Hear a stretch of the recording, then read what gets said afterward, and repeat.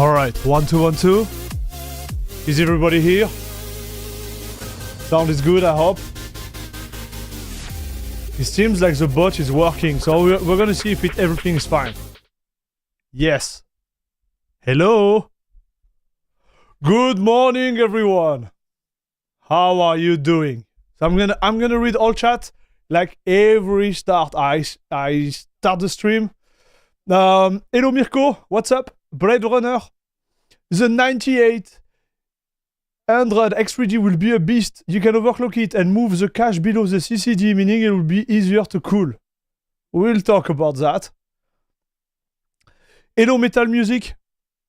Spooders. Udaznik, how are you doing? Chris Brook, what's up? Jolad. Free hello. De Manu, bonjour. Lorenz. We should start with a little bit of context, shall we? Hello Federico, what's up? Shintobi, bonjour papa. Wandering stream not starting, then reload and shebang. Bang, bang, bang. Yes, we are live. Little bit late. Hello Xero. Bon appétit. Karaman, what's up? MX Fezi. Xenai, hello, hello. MX. Jerkins off. Thank you for the follow, appreciate it. Hello Steven. Paolo Martins. Let's go. We have Tom in the chat. Tom Walker. Okay, so we are here. Everybody is here. Okay, so chat. Okay, I'm gonna be straight with you. I think we're gonna have to start. We're gonna have to start with the whole Apex situation. We need to talk about that. We need to talk about it. I released the video yesterday night. I got the news, so I was a little bit late on the news because I was working on some stuff. And then I got the news about EA dropping Apex Legends. And then I record something. And I had Halloween planned. So I couldn't edit the video. I finished editing the video and pushing the video at 1 a.m., dude.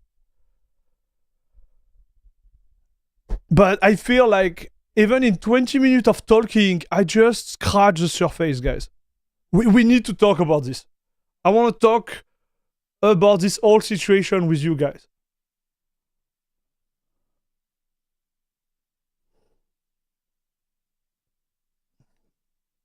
And then we move to the hardware.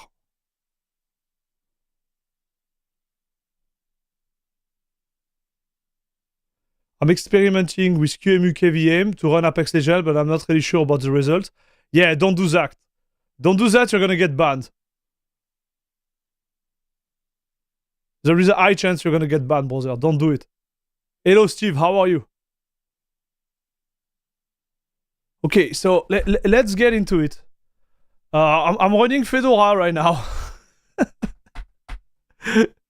I'm running Fedora. So is this working? Yes! Alright. So let's go, Fedora. sudo dnf upgrade. Okay, because I'm doing my daily upgrade, chat.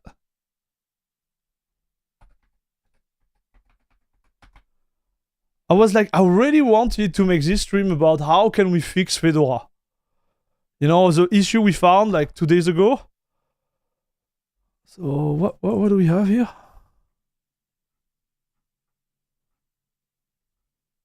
Okay. Okay, seems pretty big, so let's go. So what are those issues EA has with Linux? It's literally that easy to cheat. We're gonna talk about it. We're gonna talk about it. Let me upgrade this beast of Fedora. Okay? And when we are done with that, I'm gonna show you some stuff and we're gonna have a discussion. And I think what I already mentioned in my video, we're gonna go through it really quick. But I would like to have, because I was thinking about it this morning, I would like to think about this overall like problem related to anti-cheat from the Valve perspective, guys.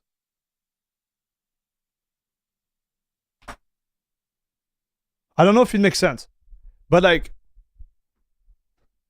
like trying to find solution. Let's talk together about everything and then see like what is the real position of Valve in this whole situation. Right? Because I already covered the situation from the EA's perspective, right? And we're gonna go through it. Let me reboot and we do that. Yeah, it's a plasma update. We'll be fine, don't be worried. Hello, Gaeta.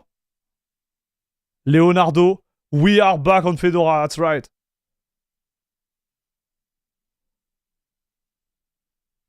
Salut Max. Let me know if you can see my chat. I think my YouTube, I hide my YouTube because my chat were not popping up. Okay. No worries, man. I see you. What's up, buddy? It's weird that they are hiding you. Sometimes I notice it bugs a little bit.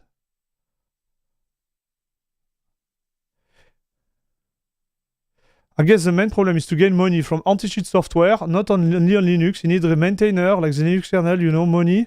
Gain is money pain. We'll talk about it. We'll talk about that. Hey, Sensei, what's up, buddy? Nicola, how are you? Alright, so. And if I launch it like that? Oh, yeah. Okay, so we are fine. You see the screen. So first, we're gonna do our Excali draw, because I like to draw.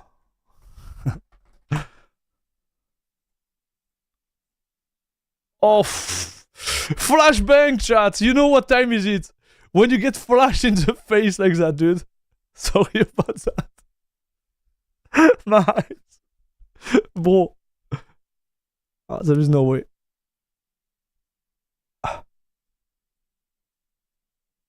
Oh, okay.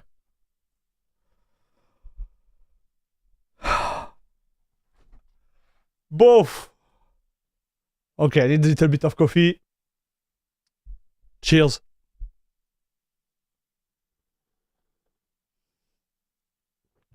Hello, Cosmic Savant. How are you doing? Alright, so let's talk about that. So first, let's go into the article. I think it was The Verge, anti-cheat, Apex Legends.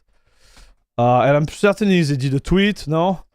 EA, Apex Legends, anti-cheat, Linux. Allez. The Verge. Where is the official one?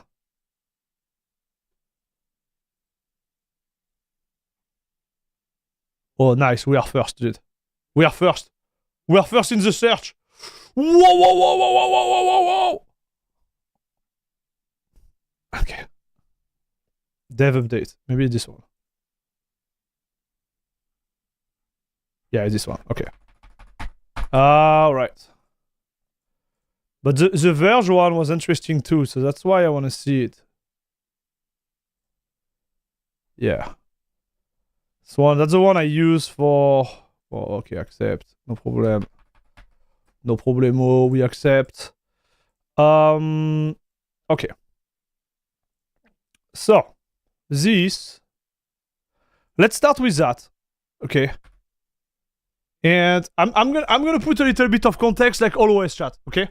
So what we're trying to do, and what I'm gonna try to do with you guys, we're gonna have a discussion around how Valve is going to react. Because this is, in my opinion, like the biggest problem here. Valve is going to react, or not actually, toward the anti-cheat situation. Okay, so we're gonna start with a little bit of context, like always. And if you didn't watch my video, just go watch it like after the stream, or I'm gonna put a link in the description below, because we're gonna make a video about this reaction there. But the idea is that Apex Legends is taking away its support from the Steam Deck and Linux. So if you didn't know about it, long story short, they are out. If you start the game right now, you're gonna have an error message saying like you can't play on it anymore. Okay, so my video covers it. I think I went in great detail about it. And the argument, so I didn't see their proper argument here. We're gonna go through it. As mentioned prior in our anti-cheat dev blog, competitive integrity is a top priority for our team, and there are many ways in which we are battling cheaters. This one to add to the list. Okay. Our effort combat cheating, we have identified that Linux OS as being a path of variety of impactful exploits and cheat. As a result, we have decided to block Linux OS to the game. While this will impact small number of Apex players. Okay, like this is a slap for us that. We believe the decision will meaningfully reduce instead of cheating in our game. Like, come on. Like this, in this sentence, this dude is saying everything in his contrary.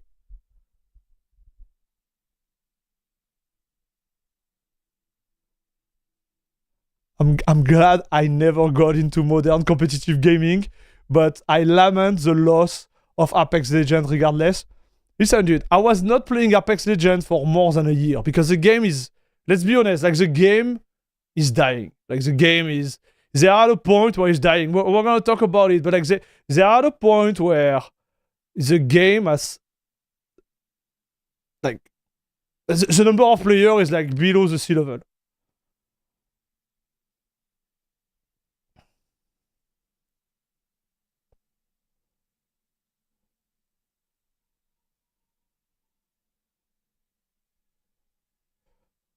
So from my understanding, the anti-cheat platform are hit and miss anyway. It's like EA are just using this as an excuse.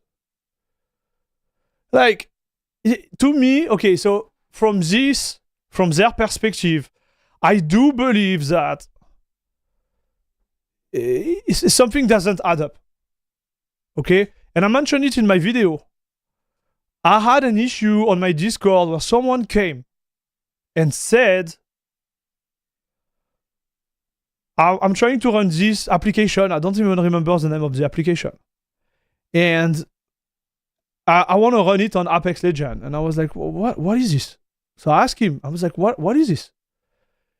And he didn't answer. And then another member of my Discord was like, hey, this is a cheat, Air Max. So I banned the guy instant. But by curiosity, I Googled the name of the application, okay? And guess what? It was an anti-cheat.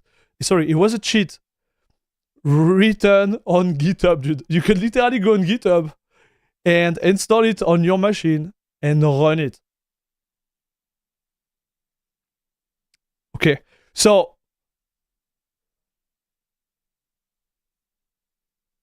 we'll talk about the ambiguity of all of that after. But there is some truth in what they say. There is some truth. But it's way more complicated than just they don't want to support Linux. It's not that. I think they don't want to put the money and effort towards supporting Linux because the player base is too small. That's my belief. Right? So those numbers in terms of player, in terms of revenue, in terms of everything are going to dictate what, exactly GSF. They are going to dictate if they continue or not. So then they come with this type of like, why this impact, blah, blah, blah. Like, there were cheaters before Linux. Right?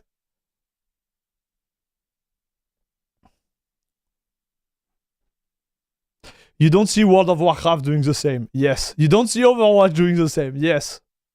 That's a good point. Outside of Linux, we are looked at hacker, cheater, cult member people having a wrong idea of Linux user. That's true.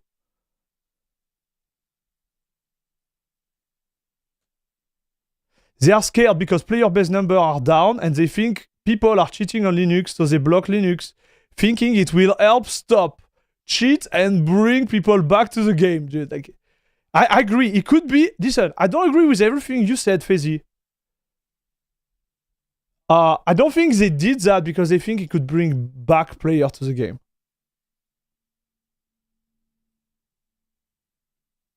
But I do agree with all the rest. They are bleeding right now. They are bleeding like to a point. It's so bad, dude.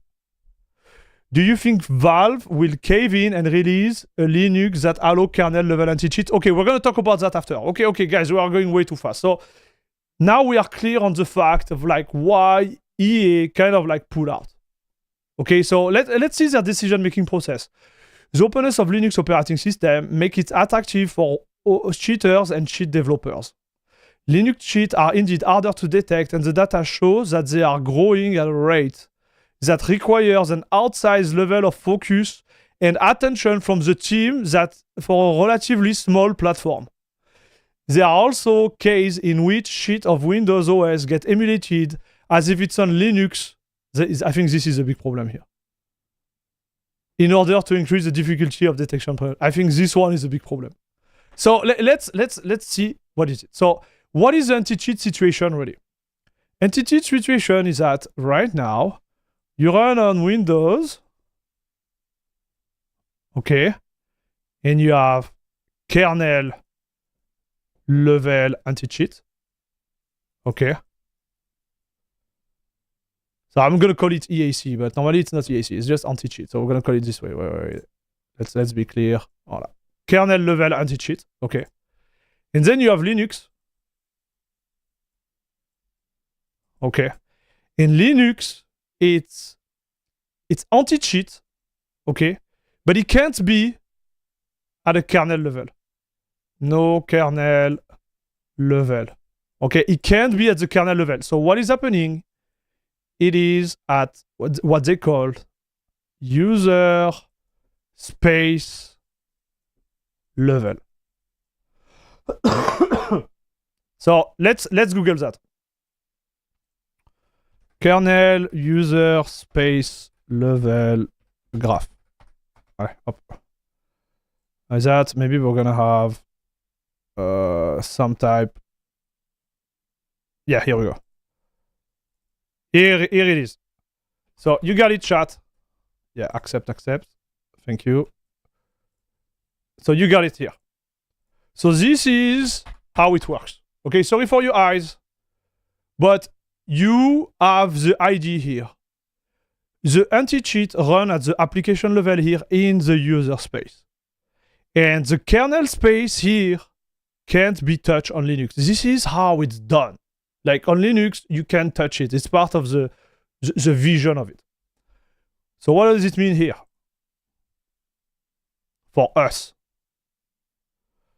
So if you look at the way it's done, you have user space. Oh my god. Like I'm not in a good shape today, so let's do it. User space level here. Okay. And here you're gonna have Apex and the anti-cheat. Okay. And here you're gonna have the kernel level. So what they say really is like, if you put the cheat here, okay, cheat action, we're gonna put it cheat action, okay, is gonna impact the game, but the anti-cheat won't be able to see it. Like this is, I'm making it super simple, chat, but this is the idea.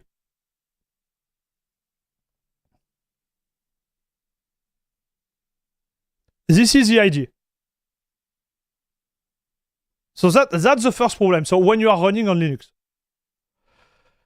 And then you have the other problem they mentioned, which is Windows, but I won't even talk about that. But the idea is like on Windows, they would emulate to be Linux for avoiding the anti-cheat to go deeper. But here, it's complicated because if you can actually do that on Windows, it means their anti-cheat is not good enough to detect it. Right? So it shows they are incompetent. Or at least they don't have the solution yet. I'm rough, but like it kind of show, right? It's an issue they can't fix. You know what I mean? Because if they have access to the kernel and access to everything else, how can they not fix it already on Windows? Like, am I wrong, chat?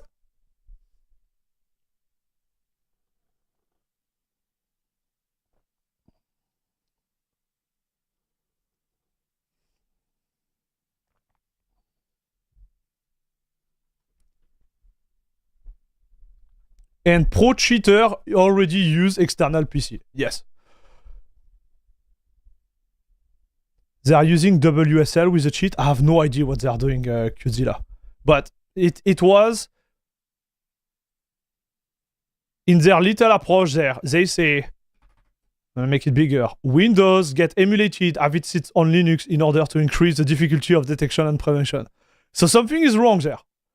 Because if you have access to the kernel of Windows and you can still go undetected because of that, something is wrong on their end. But anyways, we had to weigh the decision on the number of players who were legitimately playing on Linux with Steam Deck versus the greater health of the population of Apex players. So we got Linux user sacrificed. This is a sacrifice, boys.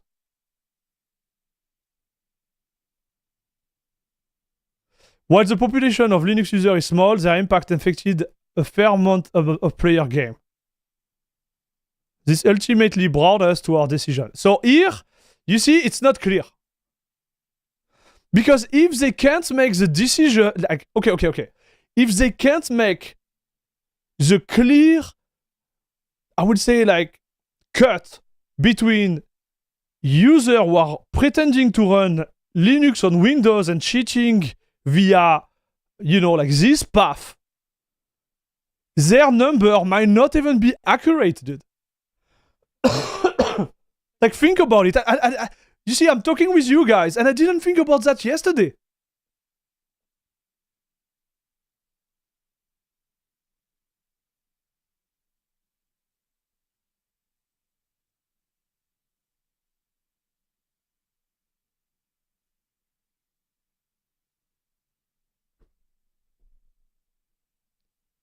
We got sacrificed.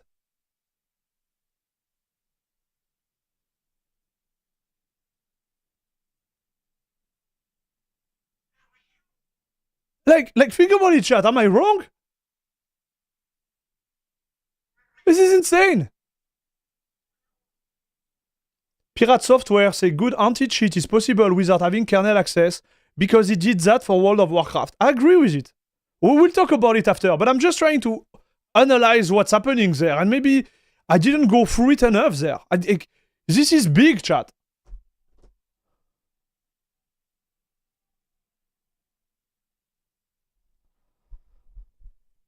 So to eliminate this cheat vector, we made the decision to prevent access. So they pull out. So no Steam Deck. And it's gone. Voilà. So that was their announce. Okay, like this was their announce. So what can Valve do in this situation? Like what is the real situation? And what is the outcome from Valve in this situation? Because what we have seen for the last month, we lost so GTA 5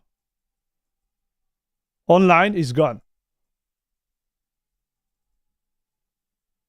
So done.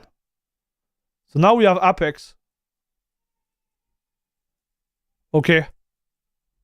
Done. So you see the trend, right? Because now, everybody is gonna be all the developers are gonna be hey, we need to pull out because there is so many cheaters, guys.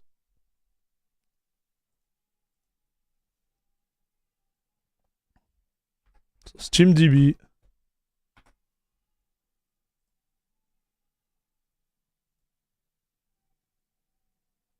Most played game.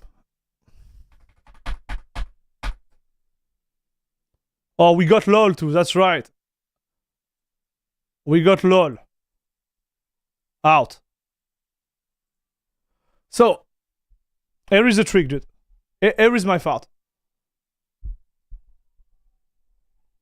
Wow, there is a lot of players of PUBG. Oh my gosh. So we have Counter-Strike. PUBG, Call of Duty, and those numbers are not representative because there is a lot of players on Battle.net, but okay. Grand Theft Auto, Apex. So in the top 10, we have 1, 2, 3, 4 games which are not playable because of anti-cheat. Bro. You have roadblocks too. You're right. I forget about this one. Wait, is it just pull out? So you see the trend, right? So what can Valve do? And I'm showing that to you because I think the first point we need to put out there is that we have some type of how would I word that?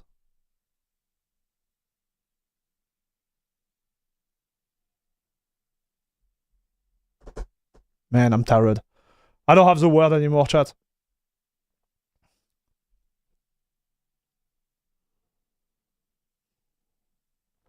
I don't understand why they can't make a server-side heuristic anti-cheat. And then the game can be multi-platform. Yeah, that's what I think too. But let's see from like it's not ambiguity, but we have what is a world where two ID go in the total opposite direction, like.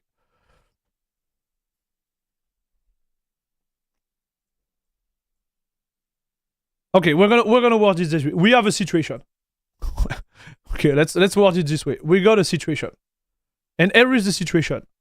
On one hand, you have the dev. Okay, who says Linux is too small. Okay.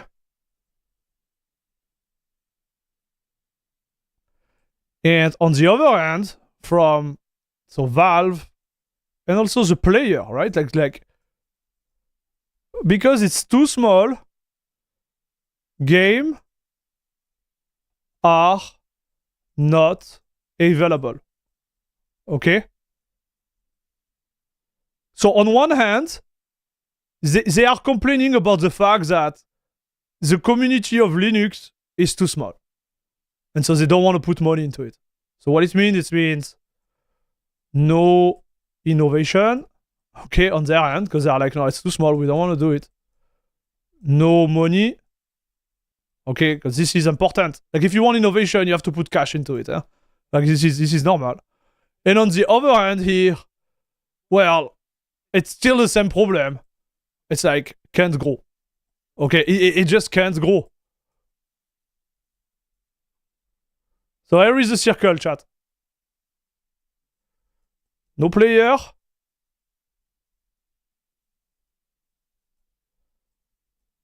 No games.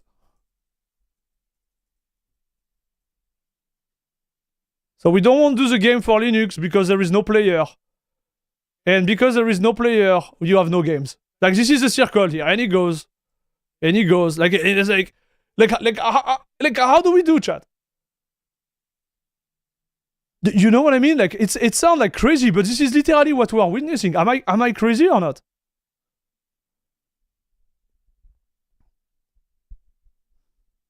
Like this is the world we are living in on Linux.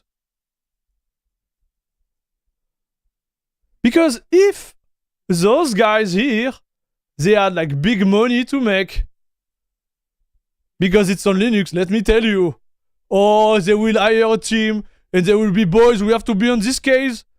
Presto, papa. You know? Presto. So, what do we do, chat? And surtout, and really, like, what Valve can do to solve this? Like, what can they do? So, I read some stuff. So, solution number one. So, let's talk about the possible solution.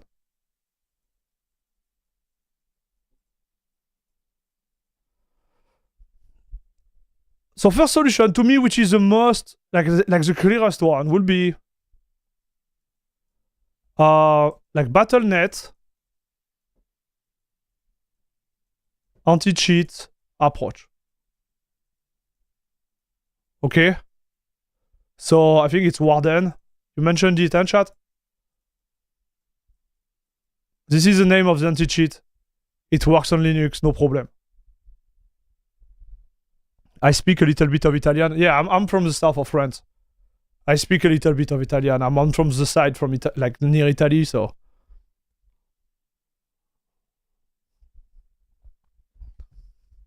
Parlo un poco italiano. Ho capito. No, ho capito. Yeah. Been like this with Linux gaming for a long time. And especially for Steam, Proton, it was always the argument given by developers. Yes, it always been the problem. But now we are at another level, right? Because the first issue was like, we don't develop game on Linux because it's too small. But now Valve solve it, right? So Valve, right now, with Proton, this problem is a non-problem. They handle it on their end. Second problem now is anti-cheat.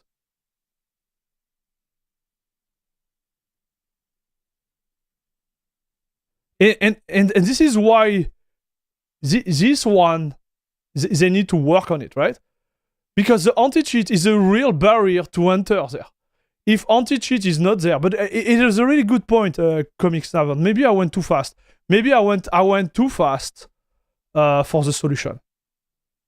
So let's backtrack a little bit. So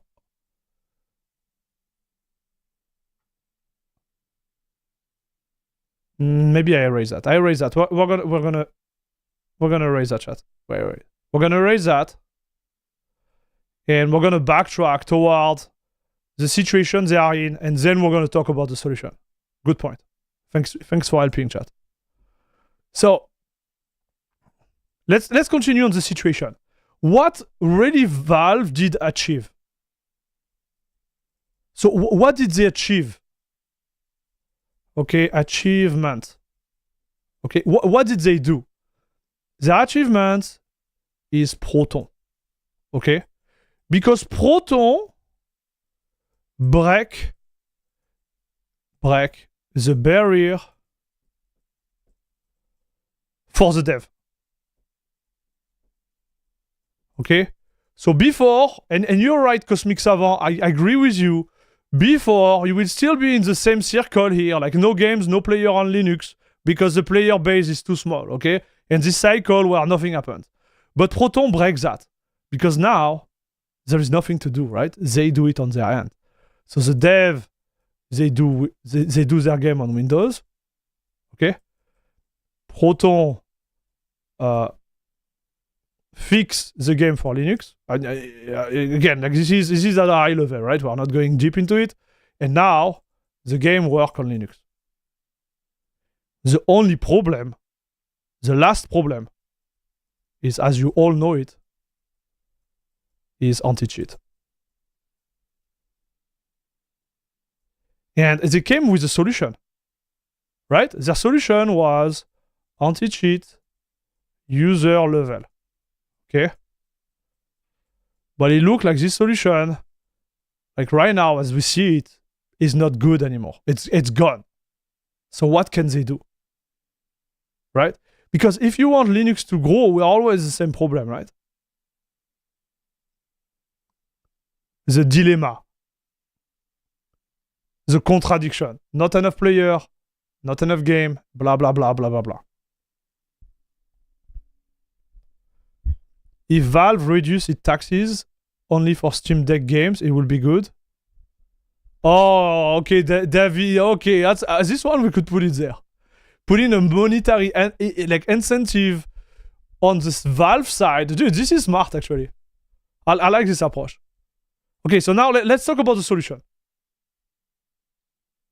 Okay, so you understand that the anti-cheat right now is the main problem.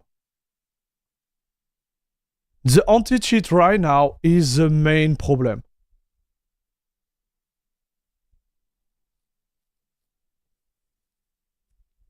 We need Windows emulator to emulate the kernel. Oh my gosh. The anti-cheat could be improved in the Linux kernel 6.11. There are new features like mprotect, memory protect against stuff like this. Hello, I heard that Windows with a new update will prevent game to access to the Windows kernel to level 0. They are support to support Linux more now, not destroying us. I not like this was a rumor and it has been kind of debunked. The fact that Microsoft want to remove the access to the kernel level, like I don't think it's gonna happen anytime soon. Valve should sign special Proton to run under anti-cheat. So cheaters can't modify Wine for their purpose. But this is not at the Proton level, this is at the kernel level. So this wouldn't work, I believe, Pinguimo. Okay, so let's see how it works. The solution, chat. So solution. Man, I don't like this thing is there. I would like to remove it. Okay, so solution. Solution. Yes. So solution from Valve. Number 1. A Battle.net style of anti-cheat. Okay, Warden.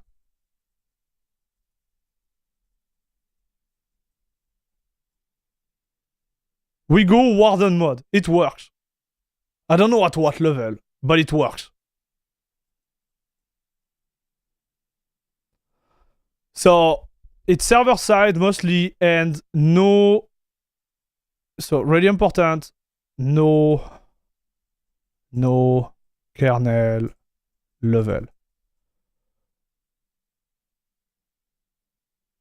But here, Valve doesn't have access, you know, to the dev. Like the dev, if you look at them, like you have EA right now as their own like kernel anti-cheat. We're gonna call it KAC, okay, kernel anti-cheat. They just develop them. So you have Battlefield, which jumped. You have the last like rally game, WRC, I think it is, something like that.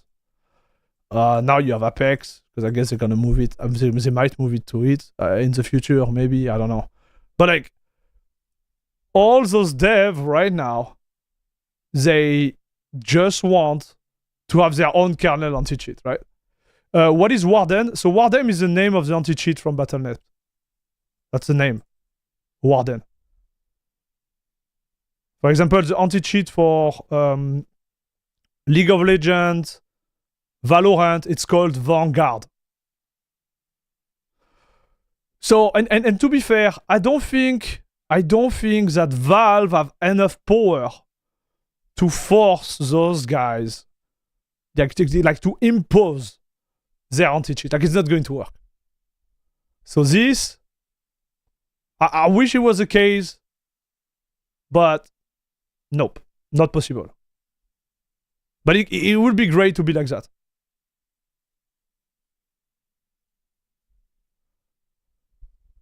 Solution we can use. Okay, so I read a solution in chat, which I think merits some thought. So monetary pressure. Okay, on the publisher. So what is monetary pressure? Right now, when a game is being sold on Steam, it is 30%. Like the cost to be there is 30%. So if you buy a game $100, Valve takes $30. Okay, this is the deal.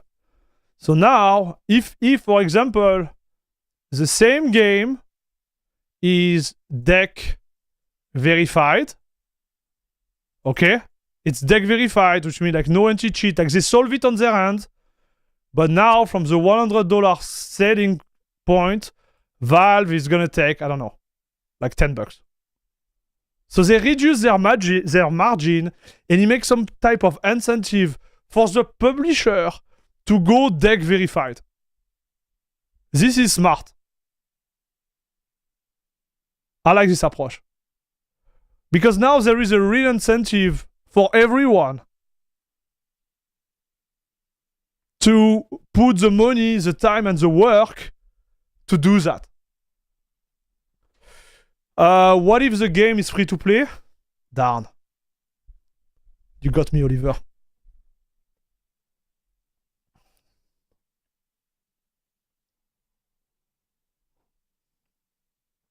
So Nvidia was incompatible with Secure Boot a few years ago, but now some distros start to be compatible with automatic sign function. Yeah, we're gonna talk about this one. Hello, Mitch. So yeah, if the game is free to play, this is a problem. Because I don't think Valve can monitor the transaction from their end to take a cut on that. Hello, Sunrise.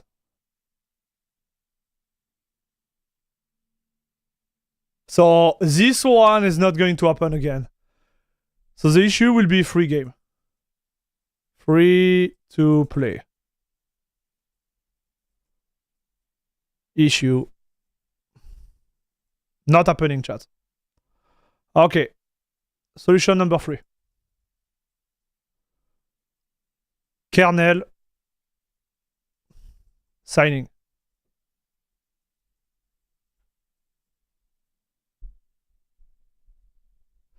So lower tax on the microtransaction, but you don't have access to the microtransactions. They are within the game, Catalin. So for example, like I bought a lot of stuff on Apex Legends because I love the game.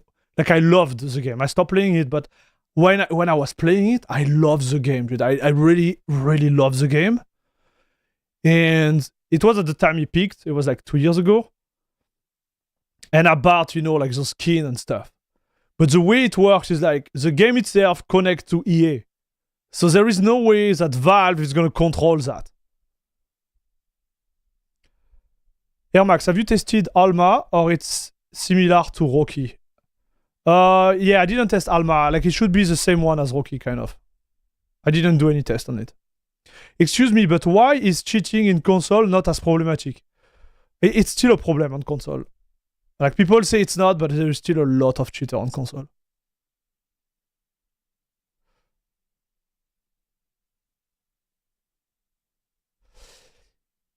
I can't help feeling there are pressure in the background from big players like Microsoft on this Apex issue. Okay, let's not get into it. I'm just talking about the fact here. Right? Because here it's assumption. I don't want to get there. I don't want to put my chiffon hat and be like, oh yeah, like this player did that to push the other one down or whatever. I don't think it's the case. And honestly, like I think Valve is big enough right now in the gaming space. They are still like really small compared to Microsoft or Apple overall, right? Like in terms of like value and stuff. But still, they are big enough to put pressure on them. That's my belief. So I think they have tool on their end to react, but can they really do it? So what is kernel? Like let's talk about the third solution. What is kernel signing? So what you would do, you will have some type of mechanism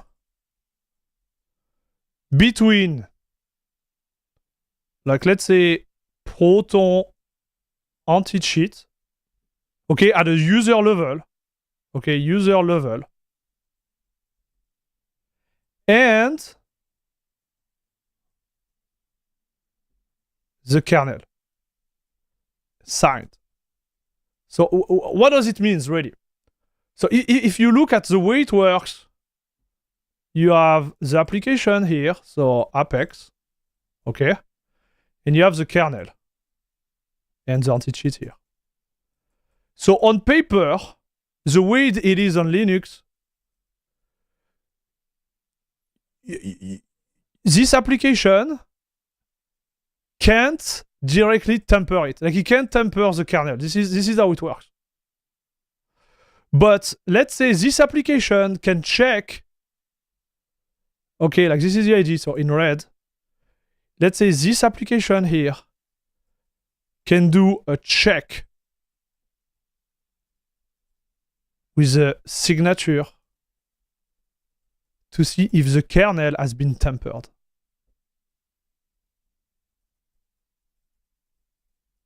Tempered or not. Okay? And then what you would do, you would have a kernel, okay, like a kernel signed with specific driver. And this is where it starts to be complicated, right? Because it needs to be signed with all the driver. So that's the first issue. And then signed with all the anti-cheat like solution. Like that, each anti-cheat, let's say EAC, Battle.net, Battle.eye, and for example, Vanguard in the future, could check if the kernel itself has been tempered or not. Right? So, you will have this kernel you will just use for gaming. That will be like one of the solution, chat. And so if the anti-cheat goes and say like, oh, it's not the right kernel, I'm out. Can't play the game. Please install the right kernel. But you can see where we are going now. Like, can you see the complexity here with the driver?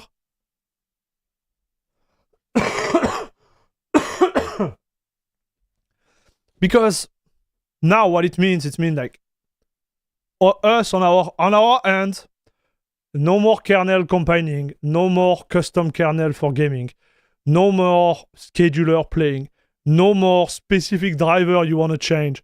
You're gonna have to play with the driver related to the kernel signed, because if they are not signed, because look what is in the kernel here, all the device driver in the kernel space. You're gonna have all of this, like kind of locked with signature. So what do you think about that? You can self-sign your kernel yourself, or you would have to use Valve sign kernel or something. No, you would have to use, for example, in this case, the Valve sign kernel. So just to be clear, the signature means that the file itself has not been tampered. This is what it means.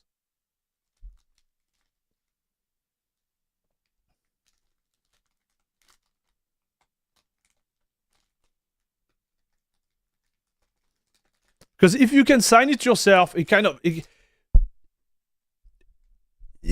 would like totally break the purpose.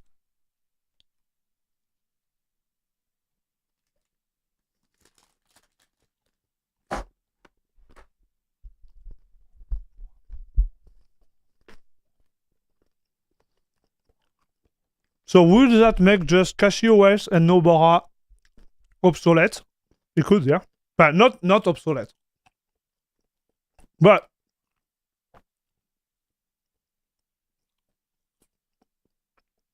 it would make kernel optimization obsolete in gaming for sure. Not the distro, because the distros, they add way more than just the kernel, right?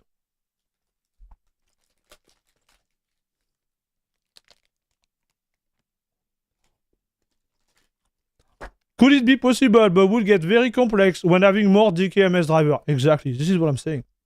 For example, OpenRazer, Nvidia, like all of them. So, maybe I'm getting too complex there, but like...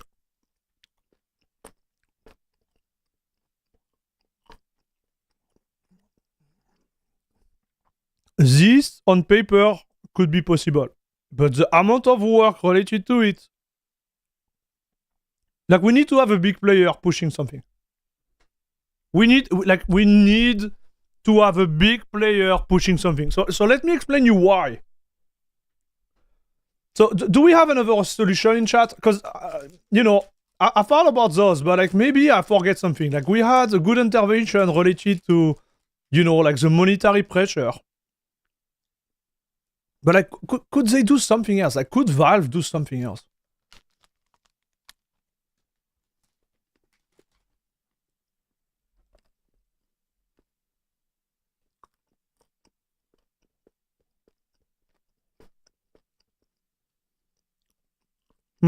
Chris, thank you very much for the super chat. Wait, I can see it on my dashboard. Give me 1 second. Why is my dashboard broken?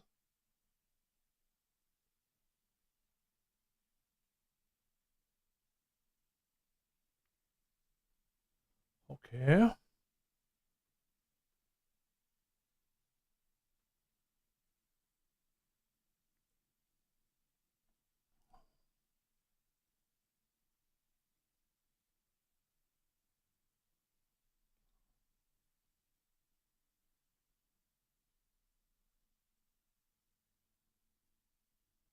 Sorry, my dude. 10 euro, Chris, thank you very much. You are the best, dude. Oh my gosh, thank you very much for the super chat. You are the best. Thank you very much, dude. Awesome. Thanks for the love, buddy. So I think it will be too much, especially for the end user. We do have to switch between basic kernel and Valve kernel just for playing game. Yes, but it's not that hard. It's not that hard. Honestly, it's not that hard. Playing in a virtual machine is out of the question. Yeah. Like there is a way. So it's not because of the performance. Like you could run a game in a virtual machine and have great performance. You will lose like maximum 5%. But playing a game in a virtual machine is pretty hard to do, dude. To set up. Like in a correct way. And it requires extra hardware or extra tweak. So it's not easy, chat. So I would say like, and the second issue related to that is that some kernel anti-cheat, they detect the virtual machine. There is a way to detect you are playing in a virtual machine. So you take the risk to get banned on top of that. I remember like in PUBG, they were doing that, dude. Like in PUBG, there were actually 2 French guys who got caught doing that. and they won a championship in PUBG, dude. And they were playing like I don't want to get into detail, but like virtual machine was part of it.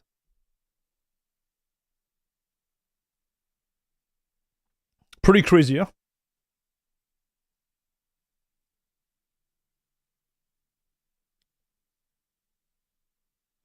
Game dev is forcing Linux into submission to kernel level.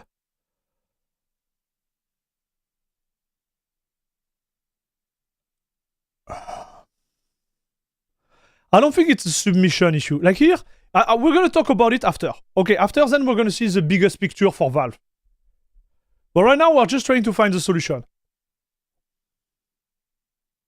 So basically only Canonical and Fedora can pull that kind of work. Yeah, but they don't want to do it. I think it's going to be more Valve. Like those guys have no interest of doing that.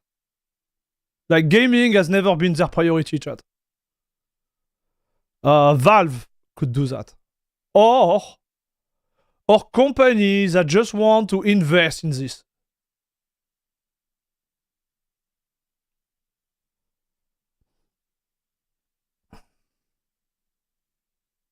Or Buzzite, immutable OS, image is signed with cosign.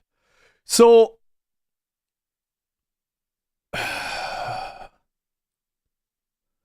think about it, Mr. Dev. It's already the case with the Steam Deck. And still, they didn't like it. And still, EA didn't like it. I think it needs to be the kernel will need to be signed. It needs to be done at the kernel level, not at the image level. It's too complicated. Because it means that each time you make an update, you're gonna have to upgrade all the anti-cheat parameters.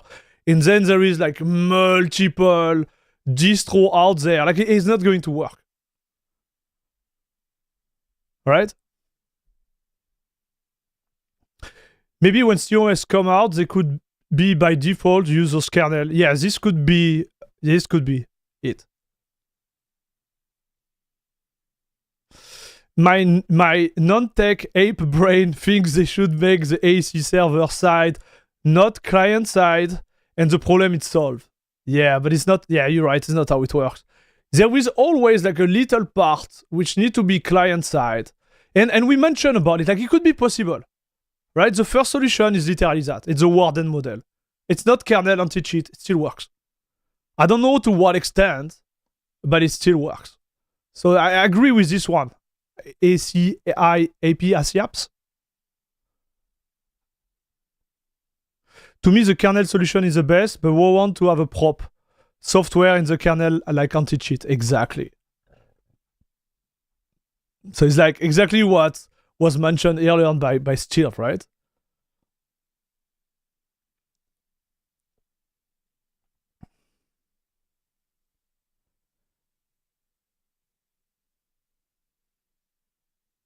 You just need to go fully server side. Yeah.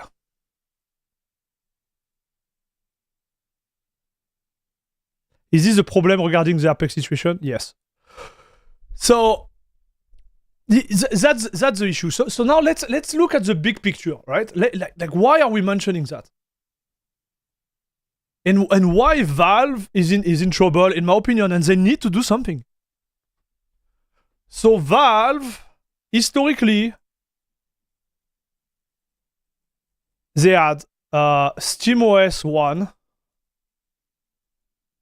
Man, I can't write today. SteamOS 1. Which was a fail. Okay. It was Linux still, it was Debian. And it didn't fail because it was Debian. It was just a fail through the way they tried to operate everything. Don't want to go through the historic, but it was a failure. Then you have Steam Deck.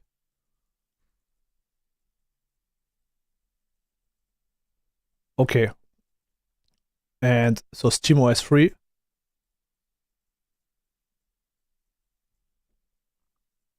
Okay. Which is, in my opinion, a huge success. Okay, this is a huge success. This is a huge success, chat.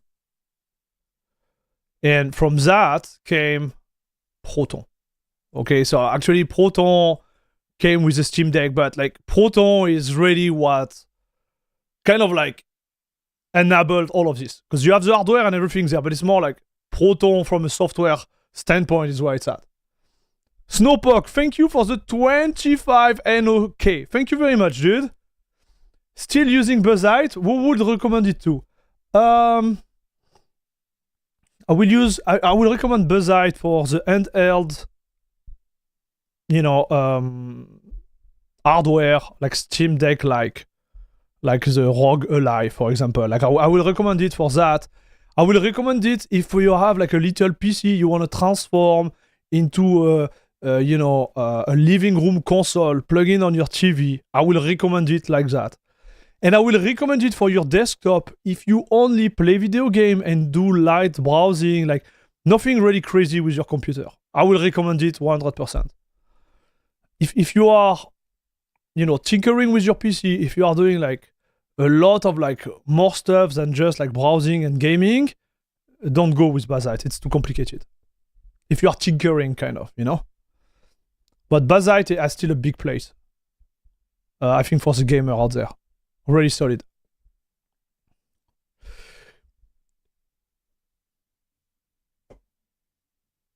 So I'm following chat. Sorry, guys.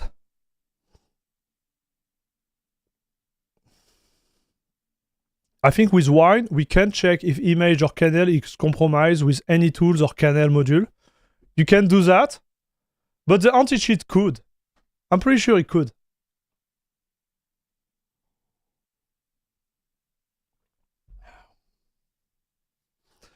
So let's go back to that. So Valve perspective is that now they are really deep in, right? They have Steam Deck, which are selling like hot cake. Okay? But, so, big money out there. But now they have dev who are pulling out. And this is why I want to make this video, because most of us are going to be like, well, we don't care. We don't play Apex anymore. This game is dead. Right? Like the game, let's be honest.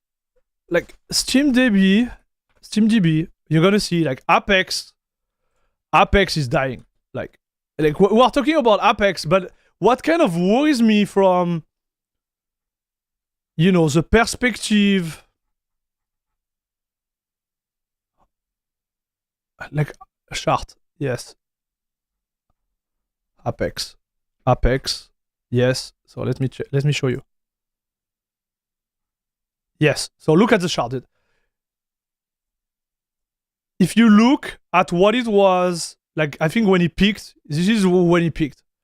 Like 2022, like around here, like 22, 23. Look where it's at now. Like the game is dying.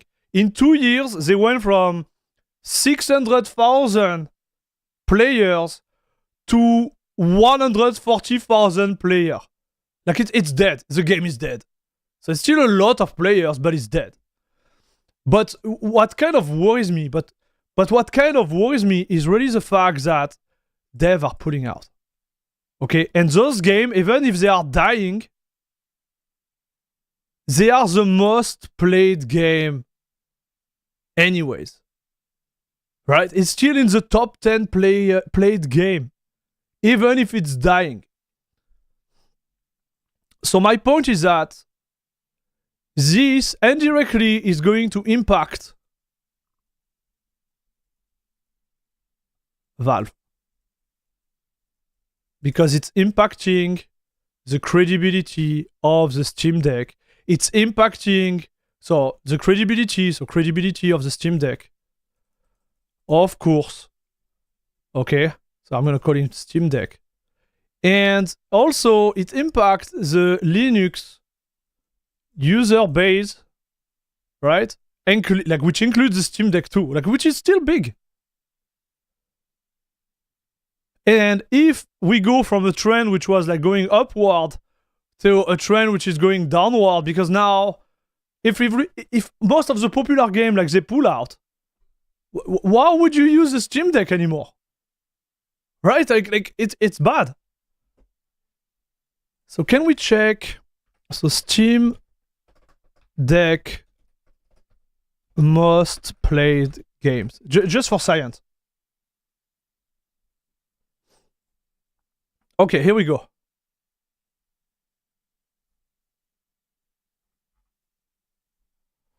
So the most played game, guys. So Baldur's Gate, okay. So Grand Theft Auto, they lost it. Apex is not there anymore, so maybe they removed it.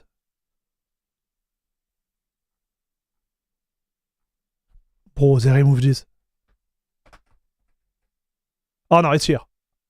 But I don't have the number. Chart. Can you do it from SteamDB? Okay, maybe.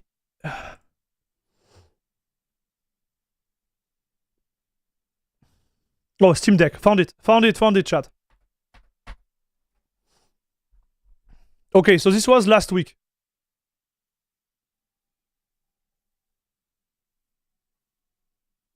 Did they remove it? Yeah, they removed it from the list. So we can't tell. We can tell, chat. Oh yes, here. Past month.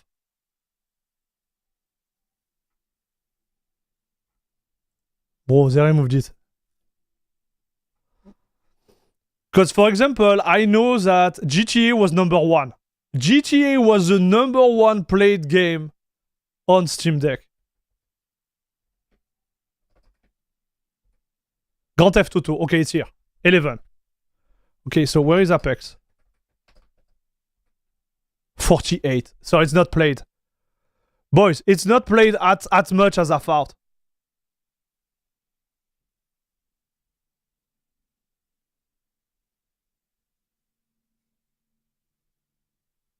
I thought it would be way higher than that.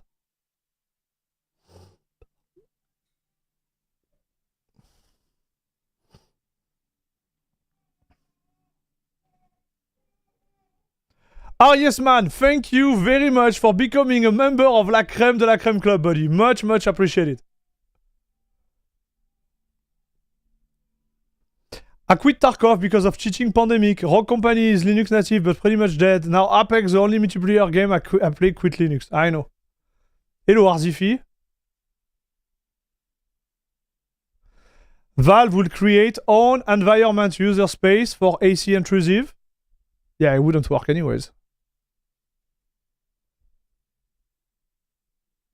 I wonder if they are moving towards sleep mode, where they reduce the threat surface, fix a few issues, then leave the game alone for years and let bring in the last bit of money it can. Before next game release. Oh, so you are talking about Apex, Oliver.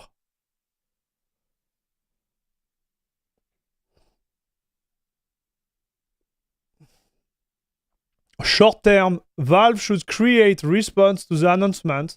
Long term, Valve need to provide some kind of anti-cheat service on Linux. Yeah, but how do they enforce it? I agree with that, but how do they enforce it, Chico Repent? How do they enforce it?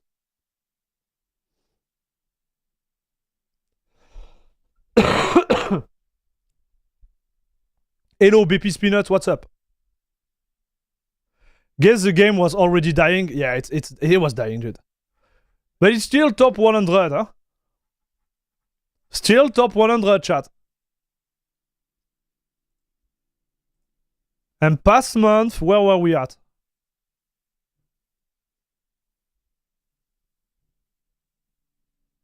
Bof, it's not even there, chat. It's not even in the top 100, chat. So I guess like everybody stopped playing this game anyways. It was dead. Thank you, Arias, man. I appreciate it. Listen, I'm gonna do it for you. Listen, chat. Arias, man, you are now a proud member of La Crème de la Crème Club, papa. Thank you very much for your support. Enjoy the crème and the extra crème, papa. Let's go! Thank you, dude.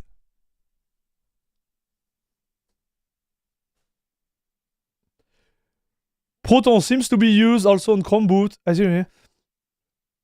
I'm more worried about the kernel level bandwagon trend. Yeah, same. Because again, like this game, it's nothing. But this is the trend, right? The trend before. So this is before we will call say like AC crisis, anti-cheat crisis, and the game after. You know what I mean? Like we might have a trend where people pull out more and more. And this is why I believe like Valve need to react. Like they need to react, chat. They need to do something.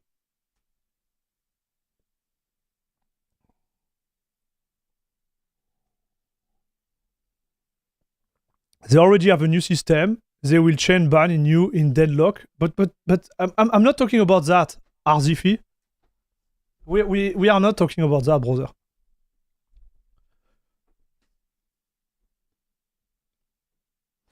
How much disk space did you regain after uninstalling Apex Legends? Bon. Like a lot. It's actually a big game, dude.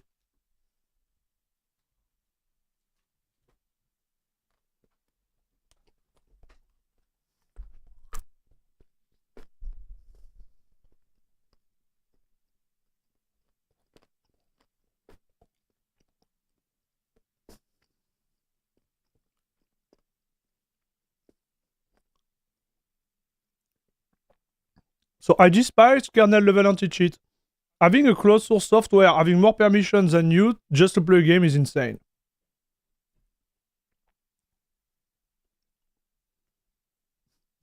Anti-cheat crisis? Yes. Kernel anti-cheat will fail eventually. I agree with that. Valve needs to demonstrate that they offer the best server-side anti-cheat service, no enforcement needed, easy implementation. Man, I wish they had something like that.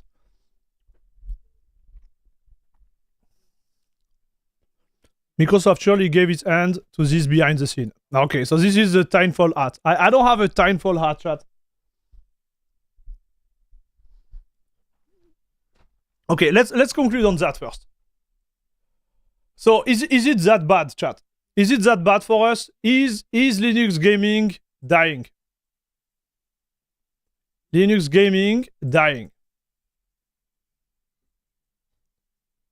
So this is my vision, okay? No, it's not. But this situation, it slowed down. It slowed down everything. Because as I mentioned earlier, the most popular game, they are competitive. They have those anti-cheat BS. And it's going to slow down Linux gaming in general. And when I say Linux gaming, it's more like Linux gaming adoption. Because most of the gamers, let's see it this way, they won't go there, right? Because they are like, oh, this game, for example, doesn't work and I love playing this game and now I don't want to. It gives them an excuse not to switch to Linux. That sucks, that. Like, to me, it sucks because I would love everyone to discover the Linux experience awesomeness as fast as possible. And this is just like, it's rough, dude. It's really rough. It is really rough. And when we look at all those solutions, I don't see in the short term and mid term a solution which will be, I would say,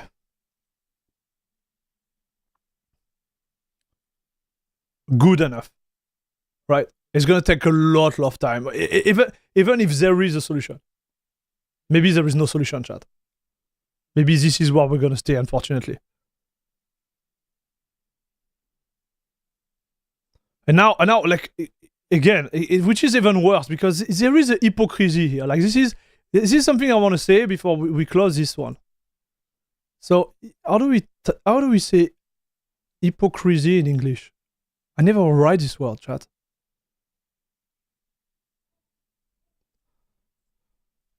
Hypocrisy. Oh, it's with a Y. Okay, my bad. Hypocrisy. Okay. This is hypocrisy on this situation, chat. So let's talk about EA.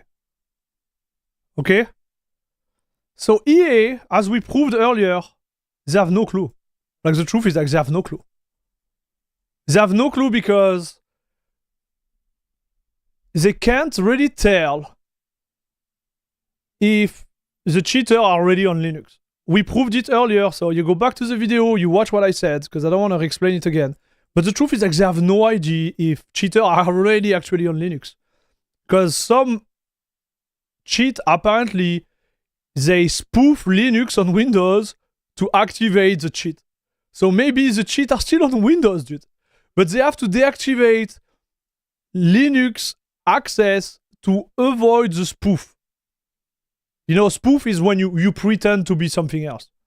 So the cheat pretends that Windows is Linux to activate. Long story short.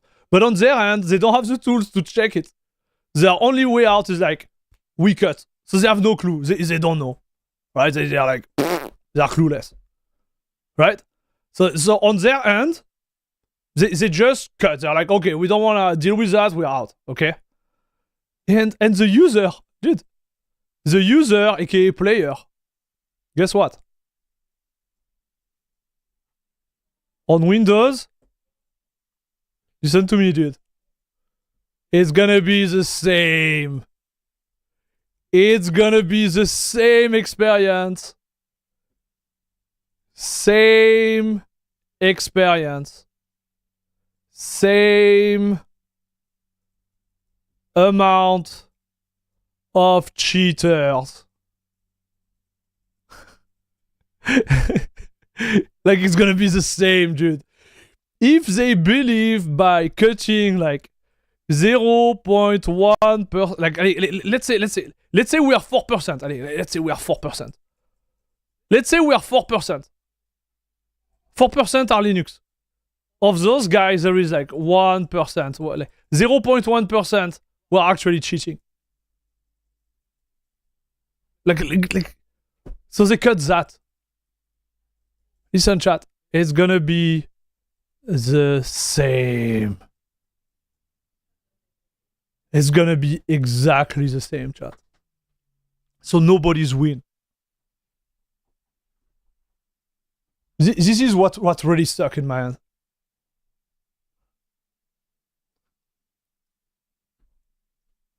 Hypo crisis? Oh, the menu, like, what's going on, bro?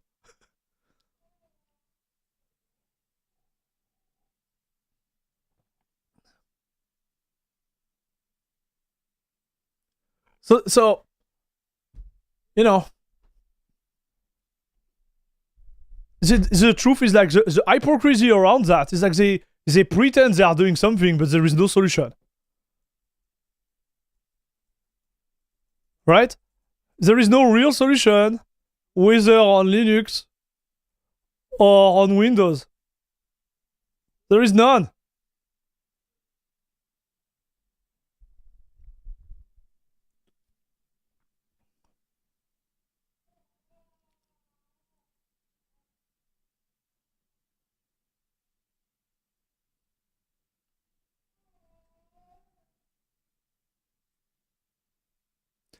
Cloud gaming will end up going for a lot of games that anti-cheat getting bypassed too much. So yeah, cloud gaming could be something. But the latency, like, but yeah, it could be. That's a good point. We didn't mention this one. No matter what player base we are talking about, there are still cheaters around. Agree. I just love this game. I spent so many hours playing Crysis, part of again and again. Oh, ready. I agree with that. This is a minor step which won't really have much of an impact. Unless there is a part 2 to the story. Maybe. Yeah, we are in a weird position, chat. I'm still positive, but we are in a weird position. So I'm gonna end the video. Guys, thank you very much for watching, and see you in the next one. Don't forget to give a thumb up to this video, give a like, become a member on Patreon or on YouTube. Thank you very much, and bisous bisous. Okay, so this was the end, dude. Hi YouTube. Hi YouTube. Hello Linux. Later, bye. Apex is just going to alienate 99% of Linux gamers for nothing. I'm already over Apex. The 30-minute rage is over. Apex to garbage. Listen, I'm going to tell you exactly what you should do right now. If you love Apex, if you love all those games, just create, like, just have a SSD on the side with Windows on it. You debloat it, you remove everything out of it, you never update it, and you just play your game. But that's all you do on it. You launch the game, you play, you turn off, and you go back to Linux. If you are really into it, like, I understand it. I'm not judging you. You know, like, nobody will judge you for whatever you do with your computer. Right? But, like, there is no solution right now. You know?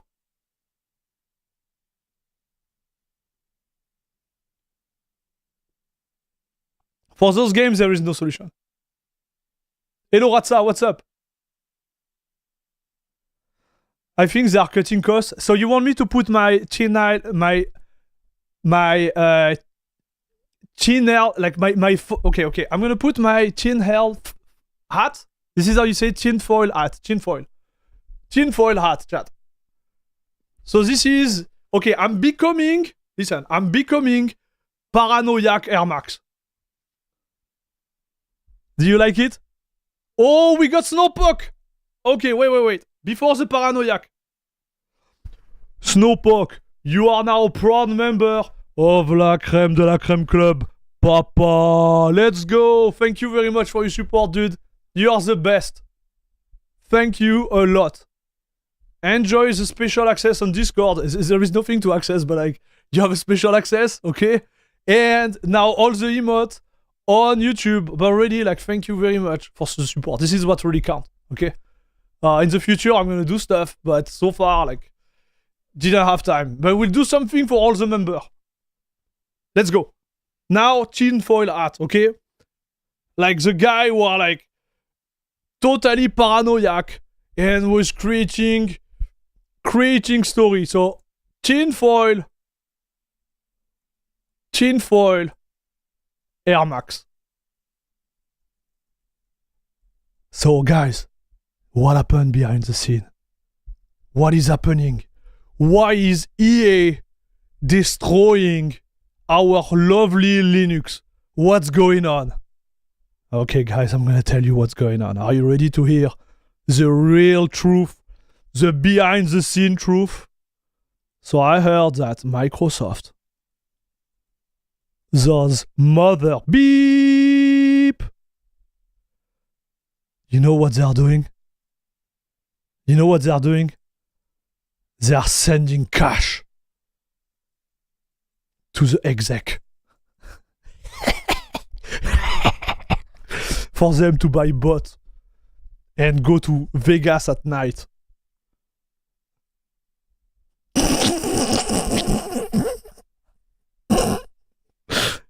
Okay?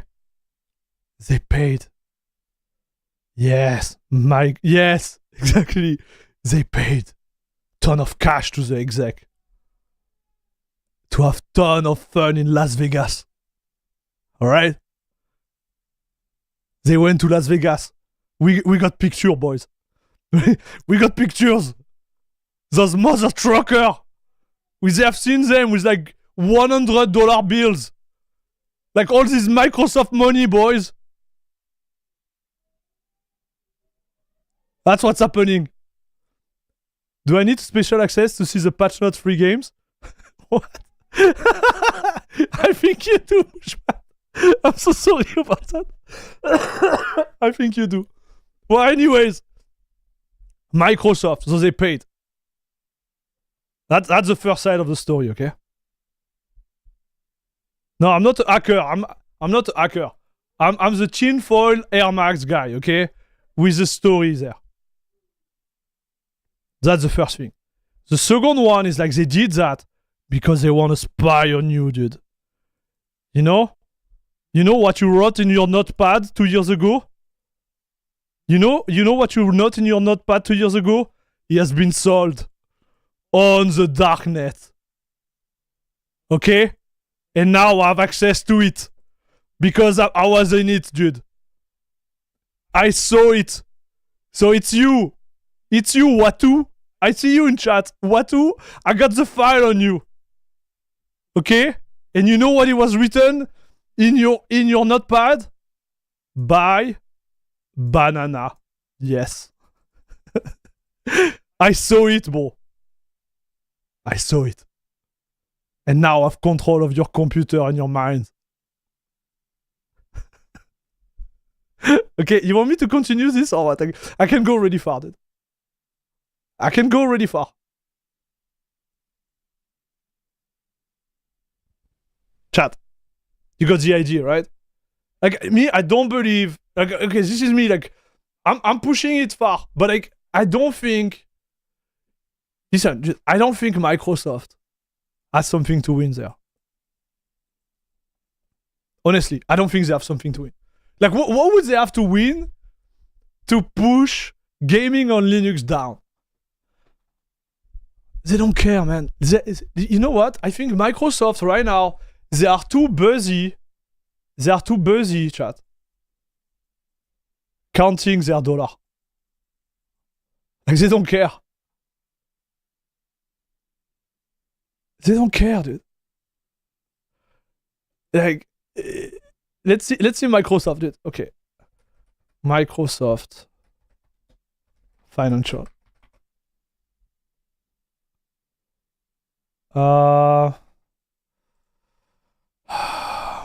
Action.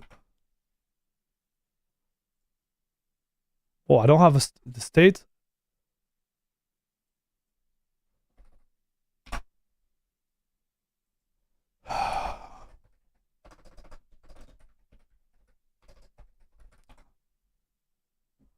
All right. Here we go. Oh boy, yeah, Microsoft. Dude, Microsoft, they really care about Linux. Dude, they are already on a downfall, huh? They are already scared, boys. They are already scared. Look at them. They're shaking right now. Oh yes, yes, they're shaking. It's really like it's tough for them, chat. You really think they care? They don't care, chat. Let's be honest. They don't care. I don't think this is the issue. I think the grand plan of them is not to go against Valve. Like they don't care.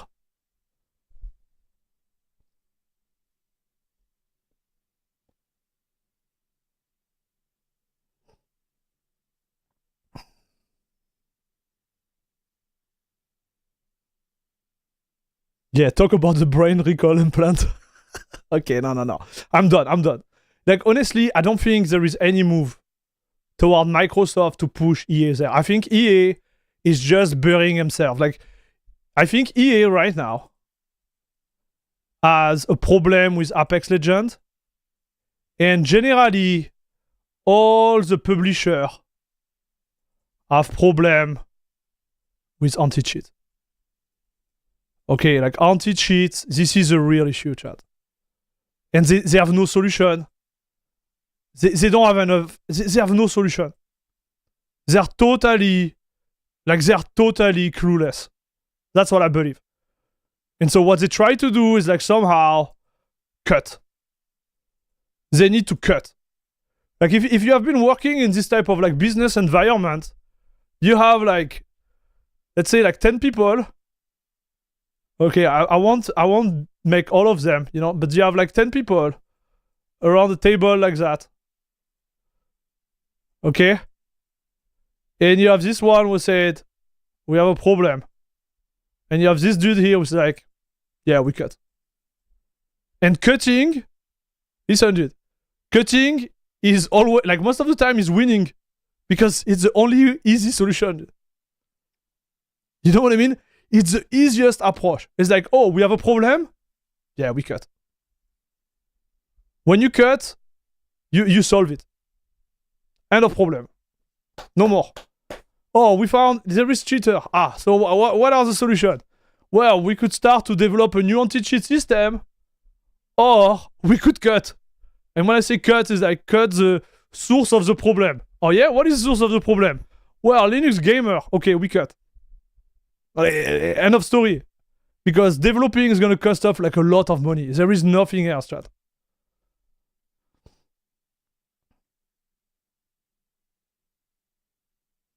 If they want to kill Steam Deck before they sell Xbox Portable, no, I don't think it's the case. I think, like, if you look at the number right now, okay, let's see, for example, Sony. Sony, game sell by platform. Console versus PC. Yeah, I think you're gonna be surprised, dude. Here we go. Sony generates more revenue from PC games than console game. Hello! So let's go back there. Like, they don't care, dude.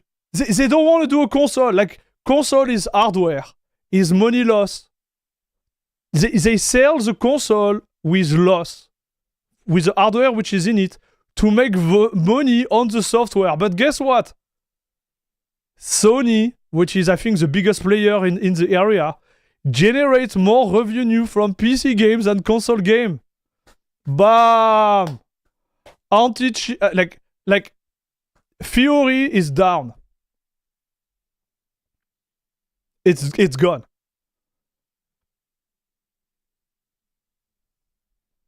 I'm telling you. Like the game, their game plan from a financial standpoint is not the console anymore, in my opinion. It's gonna be PC, and it's gonna be like, how do we solve problem? Hello, Little Beetle. Hello, Leonardo. What's up? Udaznik, do you think they will re-enable the Linux access in the near future?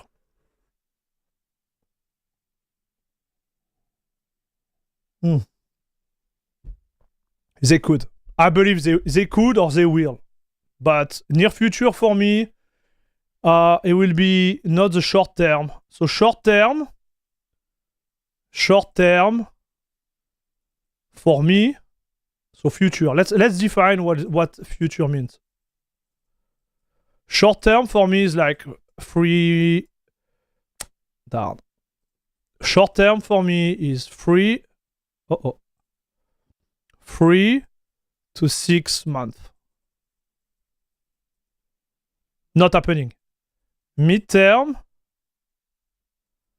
is gonna be 1 to 2 years. Maybe. Long term. So 3+ year. Yes. This, yes. But the game will be dead until then. I think it will be dead. So is that only Sony games or Sony console store revenue? Let's see what they say. PC game. Fiscal year 2022, Sony made 250 million from sale to its first-party PC games. Console games. Sony has announced a shift in strategy to focus more on PC games to increase revenue. The PS5 console has been underperforming, and Sony has confirmed that there will now be first-party PlayStation game in 2024. Overall, the console and mobile game market are still larger than the PC game market. In 2023, the total revenue of mobile gaming was 89 billion, console was 52 billion, and PC was 39 billion.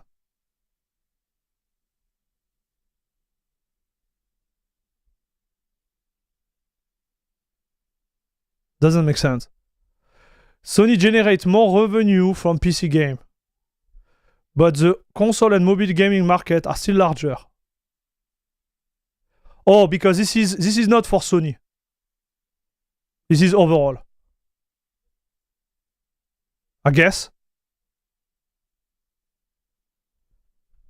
I don't believe so. The game is dead. Now you should watch Hacking into Kernel Anti-Cheat. How Kernel bypass. Oh, that's I know now. I know. I don't want to go that far because.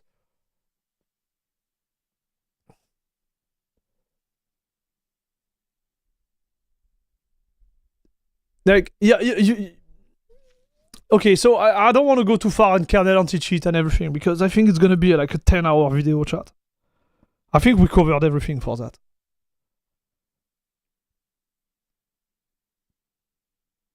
That's rough. This is rough, chat. Like, overall, it's going to slow down Linux gaming. And I'm really curious to see what will be the next Valve move.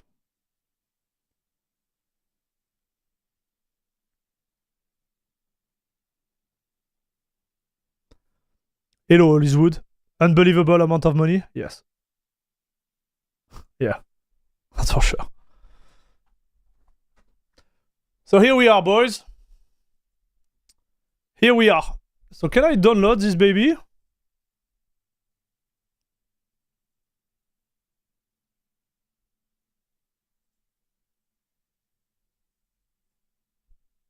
There we go. Pretty deep, huh? Oh, I know now. I know that. And I mentioned it earlier.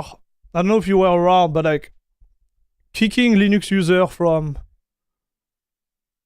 the game is not going to solve any other problem. And when I'm saying other problem, is like any other cheating problem. Cheating was there before.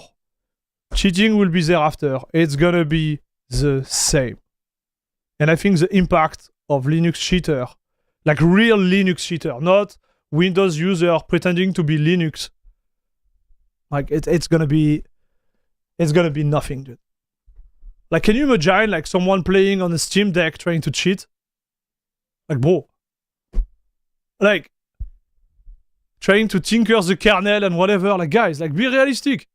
It's just like insane, dude. Like most of the Linux users, they don't even know how to switch a kernel or temper it or compile a kernel, bro, or patch it. You really think you're gonna have a lot of like Linux, like so much Linux tinkerer, they're gonna, tinker that hard, they're gonna make like cheat? Or a random like cheater which is gaming on Windows in 2 days is gonna become like a Linux hacker? Like, come on. Like, come on. No, like, dude. Okay, so let's switch to something else. Guys, what was the topic today after that? What was the topic after that? I think we covered everything.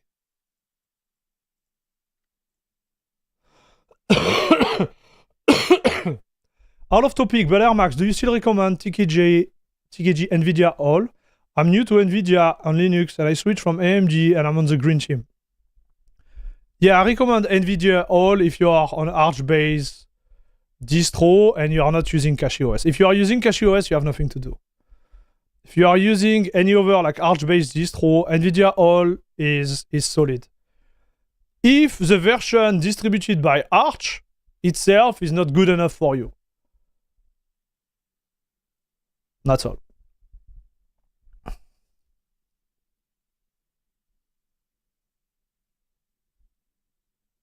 It's big money to bypass anti-cheat for bigger games. It's why a lot of software, it's mostly cost to keep finding ways around ways that... Yeah, I agree, Lomki. I agree with that. So you want to talk about... Oh, you want to talk about Nvidia? So Nvidia is going to be fast. Okay, so let me show you that. So Nvidia issue. So Nvidia issue... so latest driver. So let's talk about that real quick because...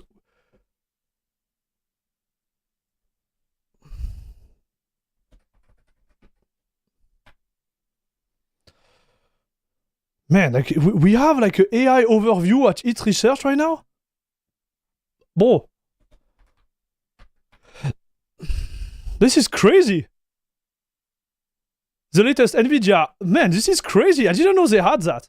The latest Nvidia driver release 560 fixed several issues including NVENC, Quadro Sync, Mosaic, okay. Okay, but it doesn't talk about... security issue. Here we are. Okay, so there is a trick. Nvidia had a lot of issue in the latest driver. So whether you are using Windows or Linux, I will encourage you to get out of the 560 series of driver. Okay, I talk about it in the latest stream, but I think we need to talk about it again. And it's totally an Nvidia issue here. I'm blaming them. You guys need to stop doing this. So a successful exploit of this vulnerability might lead to a code execution, denial of service, escalation of privilege, information disclosure, and data tampering. This is for the 560. So you need to upgrade. Okay? First one. But now what it really means, look at this. Nvidia Forum Linux. Something happened to me yesterday. Man, yesterday was not my day. I'm going to tell you straight, guys. Oh, and you can see what's going on. My bad. So I repeat. Nvidia issue 560. It's written here. You get rid of them. Yeah, they put AI everywhere. AI-driven Samsung Smart Bidet. J'en peux plus. Chat.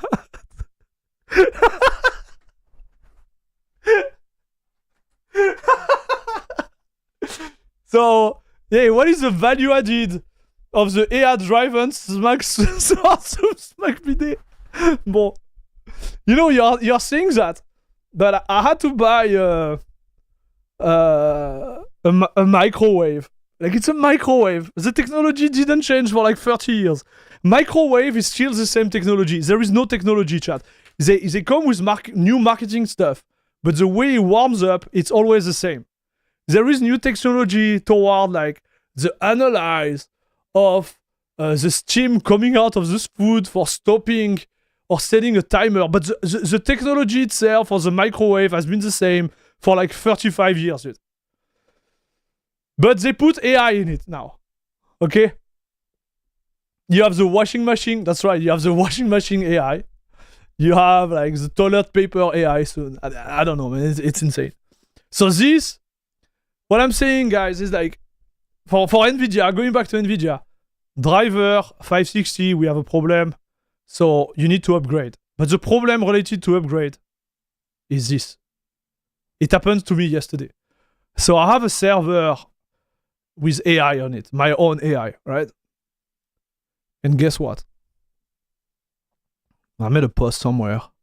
It's on Debian. Allez, Debian, come on. Oh, so someone crashed there too on Debian. Not this one. Yeah, this one. So when they update the packages on the repo, because there is a big security update like that, well, guess what, dude? There is chance they're gonna break everything. And yesterday they broke my server. I did the upgrade, everything looked good, and then I look at the recap of the upgrade. I was like, no, did they do something wrong? So just for you to understand how it works. So this poor guy here is like, he's missing 565 package because 560 is not good enough anymore because of security issue. You need to drop to 565. And they forget some packages in it. And in some of those packages, they are not in it. Well, guess what? Doesn't work. So this probably broke my Diet P installation. Yes, it did. Like, nothing works. Everything is dead. And yes, this Mrs. Package broke things for me. I have to go back to the 560. And this poor guy got blocked because he was like, I can't go back.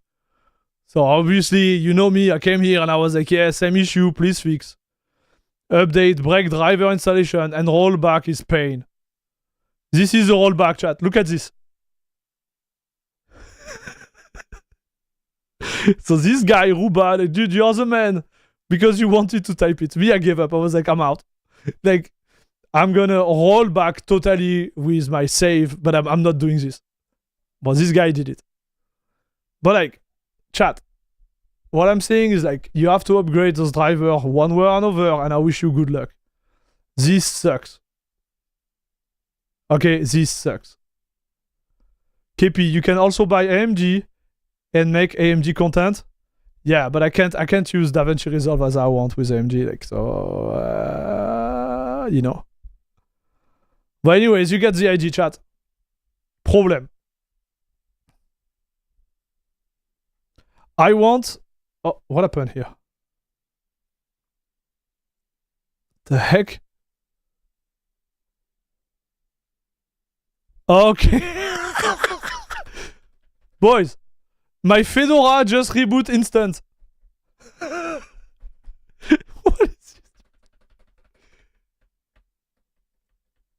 My Fedora just reboot out of nowhere. What the heck was that?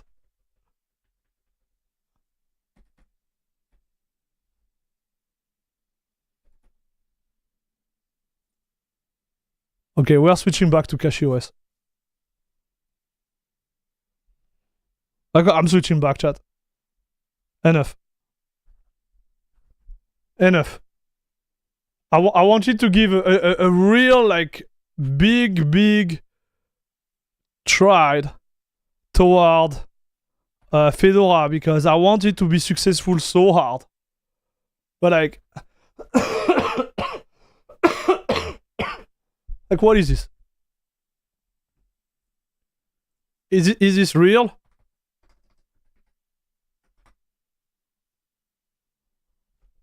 I guess it is, chat.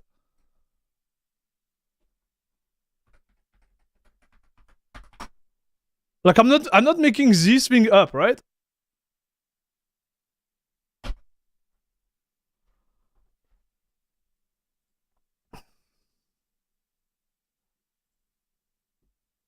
Yeah, 1 second.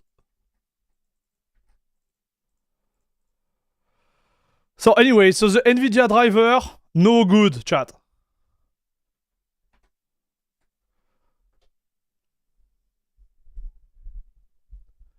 What happened with Fedora? So Fedora 41, we had some game which were working at like half of what they are supposed to work. And I spent yesterday too, like trying to fix this, trying to find a solution because I was like, maybe it's my fault or something, right? But it was not. It's definitively Fedora. Like I tried so many things. We're gonna talk about it after, okay? Maybe I'm gonna reboot towards it, but I don't want to have the game to crash or my Firefox to crash because I'm running Fedora. Like I was running Fedora like for you guys when I was doing the stream, like right now when I'm doing the stream, and it just rebooted my PC.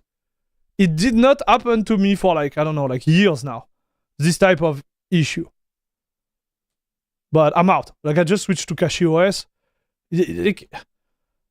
I want Fedora to succeed, but it cannot happen. Like we can't have that going on. Hunted Ghost, thank you very much for the 10 Canadian dollar donation. Apex money goes to Max. Thank you very much, buddy. Much, much appreciated. Thanks for your support. It's only Fedora that does that by default, I think. Yeah, I don't know. I just rebooted. It just like poof. Like what is this?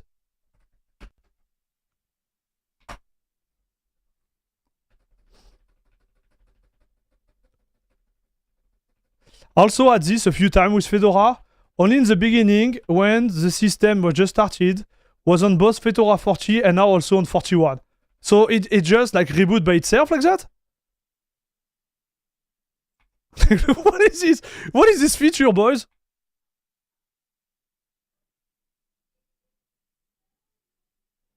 Excusez-moi, papa. Pull the trigger. Yes, Shintobi.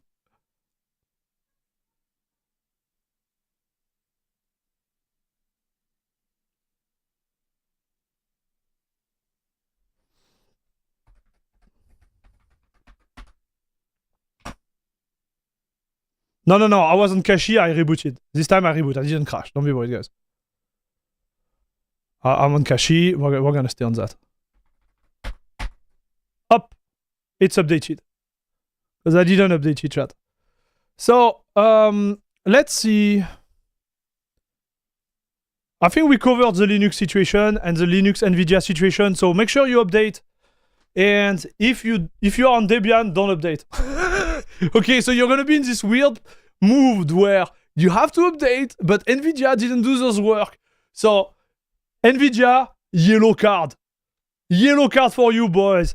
You did a good job on frame gen, but like, yellow card. Get your thing together. I don't want to have to spend another afternoon dealing with your BS because you didn't update the repo properly of Debian. That's a shame. Well, I said it. Okay, and I know we have a lot of AMD fanboy in chat who are like certainly like taking the flag out there, but like, yes, AMD best. Yeah, exactly, KP. I'm on AMD, yes. But yeah, you get the idea. So now let's talk about the new release. So we're gonna go on YouTube, chat. We're gonna pick some video. We're gonna react together. Okay. Gonna have some fun together. Let's check the latest hardware because I love hardware and I think you do too, guys. Love hardware. And we need to talk about the Intel CPU. So Intel CPU, I think they are called 285K. We're gonna go to and look at the high end. The absolute disaster of Intel Core. Like what? Okay, so this guy is destroying them.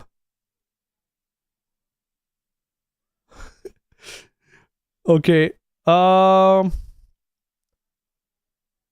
You probably won't buy the new Intel Ultra. Okay. So they got everybody destroys them. How long is this one? 40 minutes. No, it's too long, chat.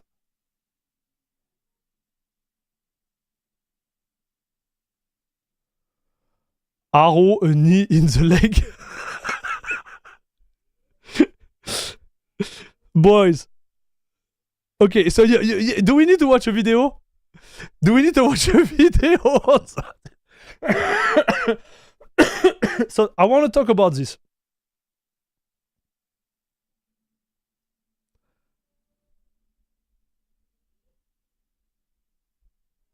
Okay, let's go with this guy. We're gonna go fast, okay? We're gonna go fast on this because I don't think I'm gonna spend like 40 minutes on that. And I want to see. Maybe we're gonna go directly to AMG. Yeah, maybe we're gonna do it. So the 1980 X3D. So I think. So we got some detail here. Did he talk about? Does it show the benchmark? So we're gonna watch this guy. Yeah, that's the one I want to watch. Okay, so we're gonna watch this one. So I'm gonna totally pass. Guys, we're gonna totally pass the analysis of the Intel version.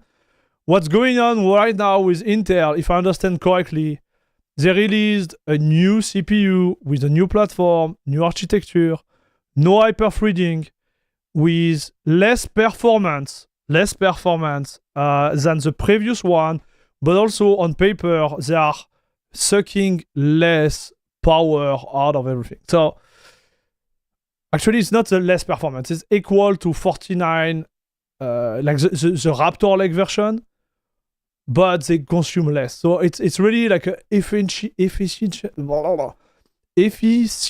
move. I can't talk anymore, chat. Efficiency move on the Intel part. So for gamer like us, it's kind of a mess situation. I think on Linux it's not even working that great. But that's the Intel move, okay? Now, what is the response of AMG? And AMG, this is the one we have been like anticipated for a long time. So let's watch the video together. Do we have sound? Yes, we have sound. Perfect. So chat, tell me if it's too loud, okay? And before we start, Lorenz, let's chip in to get AMG GPU for Air Max. €2 donation. Thank you, brother. Thanks for the donation. Much appreciated. Much appreciated.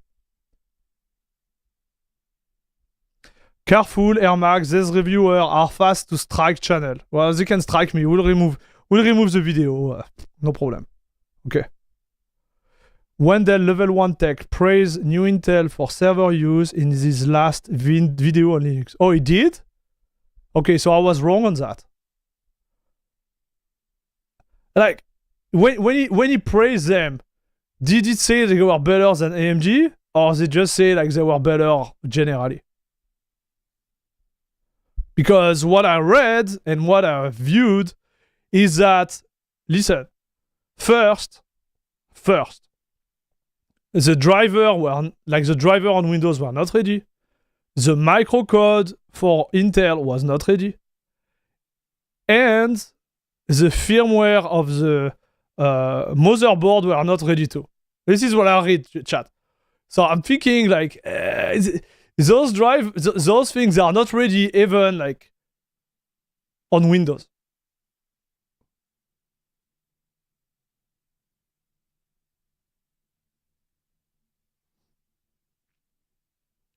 Mirko, thank you very much for the $5 donation. I use AMG, by the way. Good one, dude. Thanks for the $5 donation. Much appreciated.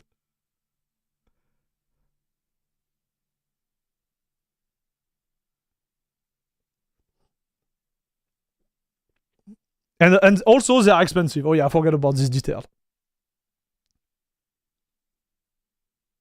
So Intel has a pretty good software support on Linux, so it isn't bad option for Linux user, but usually AMG is better price for money. Yeah, makes sense.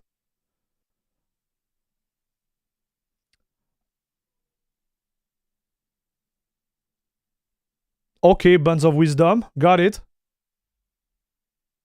The new Intel sucks for gaming, but are okay for productivity. They also have the same Gen 1314 problem with reliability. Do they? My i7 3700K is better. Yeah, tell them, Leonardo. You tell them. Okay, so let's watch what AMG is all about now. Okay, let's see their presentation and how they present their product.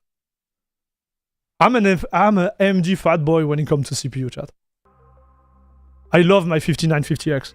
Players all around the world have been anticipating our next level up in gaming. Yes. We're always listening to your feedback, and the time is right. Yes. I'm thrilled to announce the new Ryzen 7 9800 X3D processor. Yes. So listen, they have been listening to the gamer out there, and the time is right. You know what it means, right? The time is right because it's 2 days after the release of the Ultra Intel version. And it's time to destroy Intel, dude. This is the time is right. This is what we are talking about, like time is right.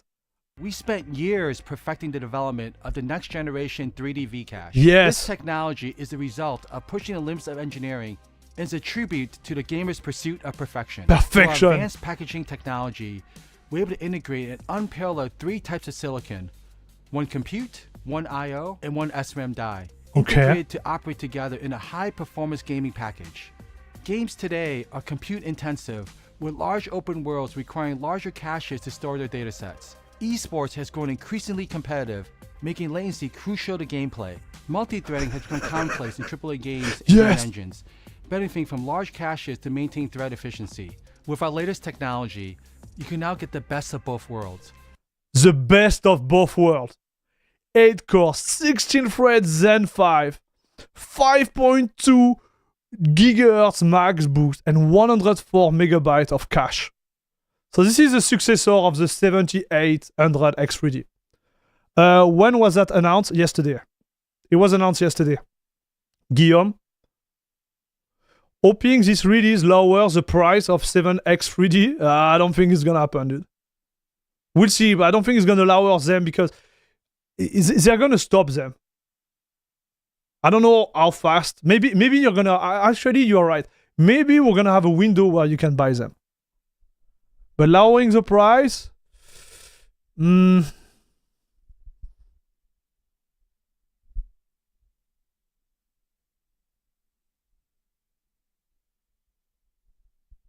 see. I hope it will. And this one is expensive. Okay. Let's see. I might upgrade if it's worth it from my 78 X100, like 78. Air Max, wake up. From the 7800 X3D. I wouldn't do it, Mokurai. I wouldn't upgrade it, but like, I think the upgrade is gonna be like 5%. We'll see the number. Let's go. High frequency and large L3 capacity in the same product. Okay. The new Ryzen 7 9800 X3D runs 500 MHz base frequency faster than its predecessor. And you've always asked for overclocking in X3D. And I'm so happy to announce that you now have that capability on the 9800 X3D. Okay, so this is good. I don't know how much of margin it's gonna give us in terms of performance, but I'm really looking forward to see how much they can improve those beasts. Like, this will be awesome. Man, and what is this? Wait. So this is the latest, this is not the latest generation. This is the Series 7. Today, the 7000 X3D family are the best gaming processors in the world. And we raised the bar yet again with our latest generation. The new 900 X3D processors deliver an average 8% performance increase across a broad... Okay, so you got it, chat. You want to upgrade from your 7800 X3D, you're gonna get 8%. This is what he said, right? 8% average. So if I look at the number... Okay, I'm gonna make my little joke there. If you look at the number, if you are a Hogwarts Legacy... Oh, you don't see it there. Wait. So if you are a Hogwarts Legacy professional gamer, like if you are a god at moving with your Quidditch in the arena, if you are the magical guy that everybody looks at during those Quidditch game, you want to upgrade. because there is like 26% upgrade. This is actually pretty huge, I have to say. But if you are just, a cyberpunk, like bad guy running around the dark city, well, you stay on the 7800 X3D because you are not going to gain anything, dude. You need to be a Quidditch pro. That's all. Okay, this is it.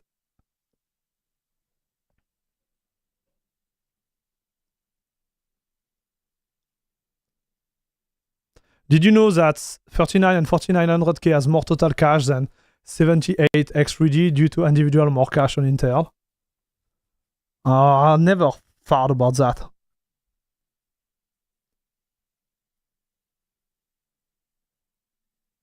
It's not worth the extra power draw and thermal for overclocking, in my opinion. It's already going to be a beast. Yeah. We need to see. How it goes.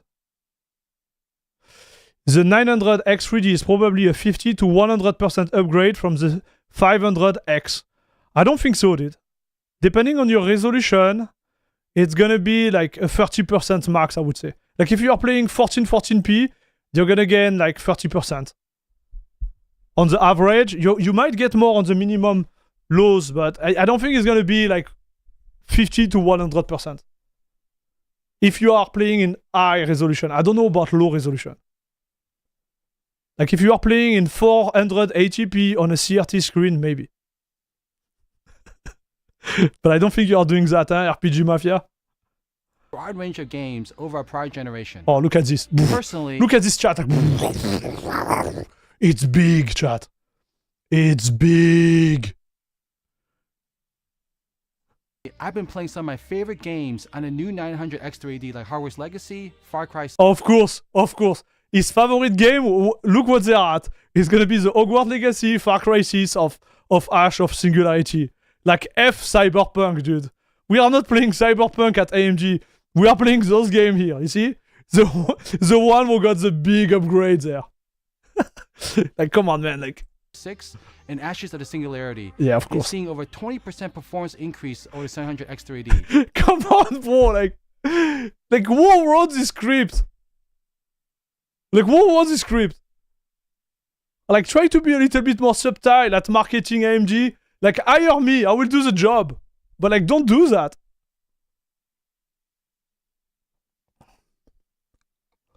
I have good hardware. I may get the 57X3D when it's on sale. Bro, I think they stopped the production of those one. Price is going to go up. I don't think they're going to go on sale. If you want to get one, you get it now. Air Max, are you due for a 9800 X3D upgrade to close that 20% GPU deviation in Tomb Raider benchmark? Yes. I think I'm due for one of them, but I think I'm going to wait for the big one, the 9950 X3D. I think the small one is not good enough for productivity. We'll see. We're going to watch those reviews, okay, together and see like if it's actually good for productivity. You can't trust those company benchmark, I know, but it's fun to watch. I'm very happy with the overall experience, especially the crisp and fluid gameplay. Oh, yes. Our competition just released the new flagship Arrow Lake desktop Of course, processor. dude. Of course. Look, they just released it, chat. So now they can literally like destroy them. 20% average based on 40 plus game tested. So we can't, listen chat, we can't believe those benchmarks. Okay, we cannot believe them. But it's funny to see, right? So like the news here is like, you can overclock them. There is on paper 8% more speed towards the previous generation, which is not that big. And they are crushing the 285K, but we don't know, we don't know the condition of the bench. So this is not really fair. Like, I know Intel kind of failed for this generation, but still. We tested the product, and the 9800 X3D is on average 20% faster in gaming than their best. And in many games, such as Far Cry 6 and Cyberpunk 2077, we are more than 40% faster. We are at the forefront of innovation, establishing new benchmarks for performance and pushing the boundaries of gaming.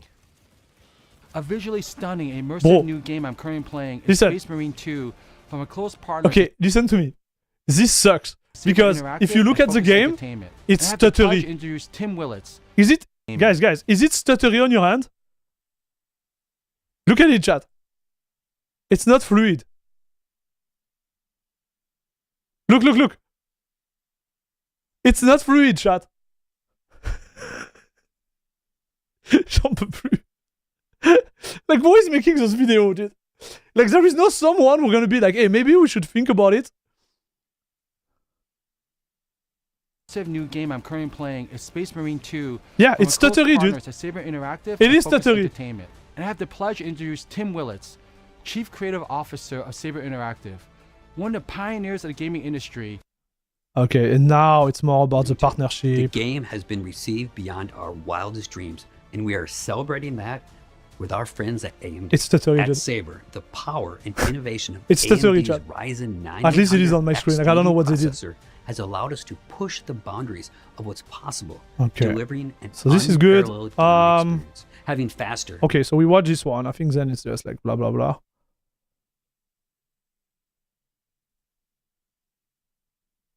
Yeah. Okay, so let's see the testing. Let's see what they say. Testing of May 2024 by AMD Performance Lab Test. May 2024.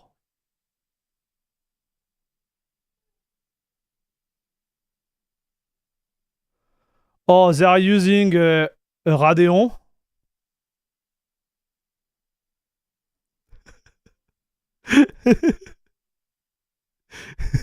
Okay, I don't want to be this guy. Okay, I'm playing with you, chat. I'm playing with you.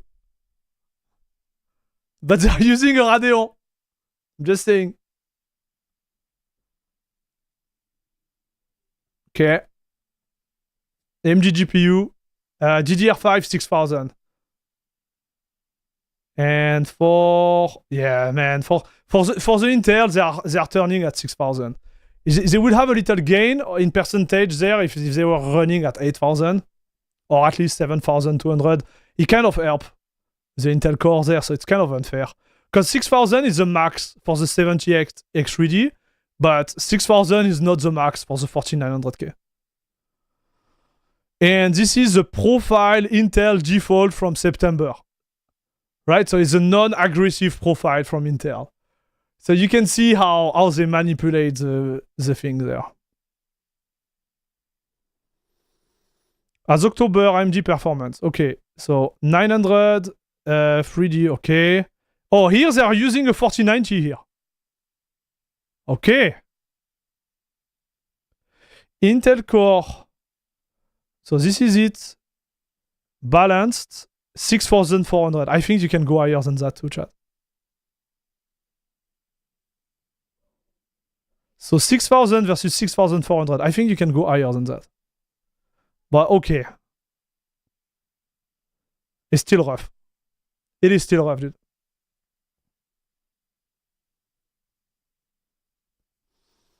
Okay, so let's see what our friend from Gamer Nexus is saying, okay? In the GPU field, what do you think about FSR 4 that will come? I have no idea. I didn't put... Chat, I didn't put enough time into like analyzing FSR like progression in terms of like number and iteration and version. I do believe the latest one, and correct me if I'm wrong, they're going to be using like AI. So we need to see. Like me, I will tell you what I think after testing it.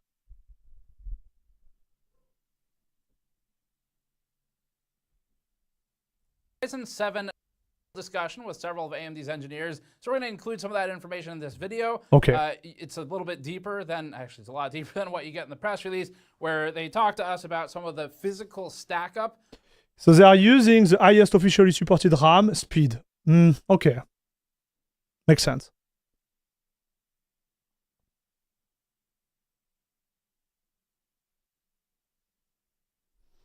I don't know when it's going to be out FSR.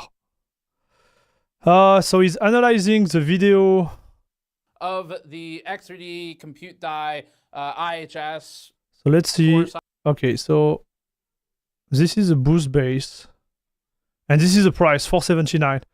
I guess the price of the other one was like what? Like 439, 450?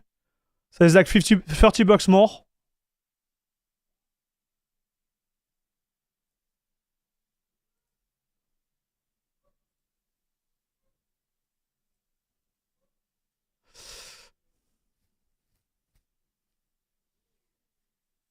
The 64 megabyte cache memory has been reallocated below the processor, which puts the core complex die CCD closer to the cooling solution to help keep the Zen 5 core cooler, delivering high clock rate and providing up to an average 8% gaming performance improvement.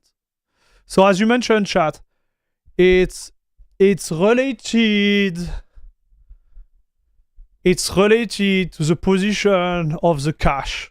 Someone mentioned it in chat already. To have like better cooling and better performance overall. Okay. This revolutionary change in placement allows for extreme overclocking for the processor. It's the first X3D processor to be fully unlocked, empowering enthusiasts and gamers to push its performance to the new limit. This is good.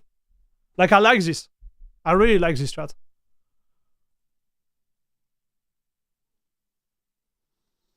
Oh, so you have over like tweak now. Oh my gosh. Okay, this is good.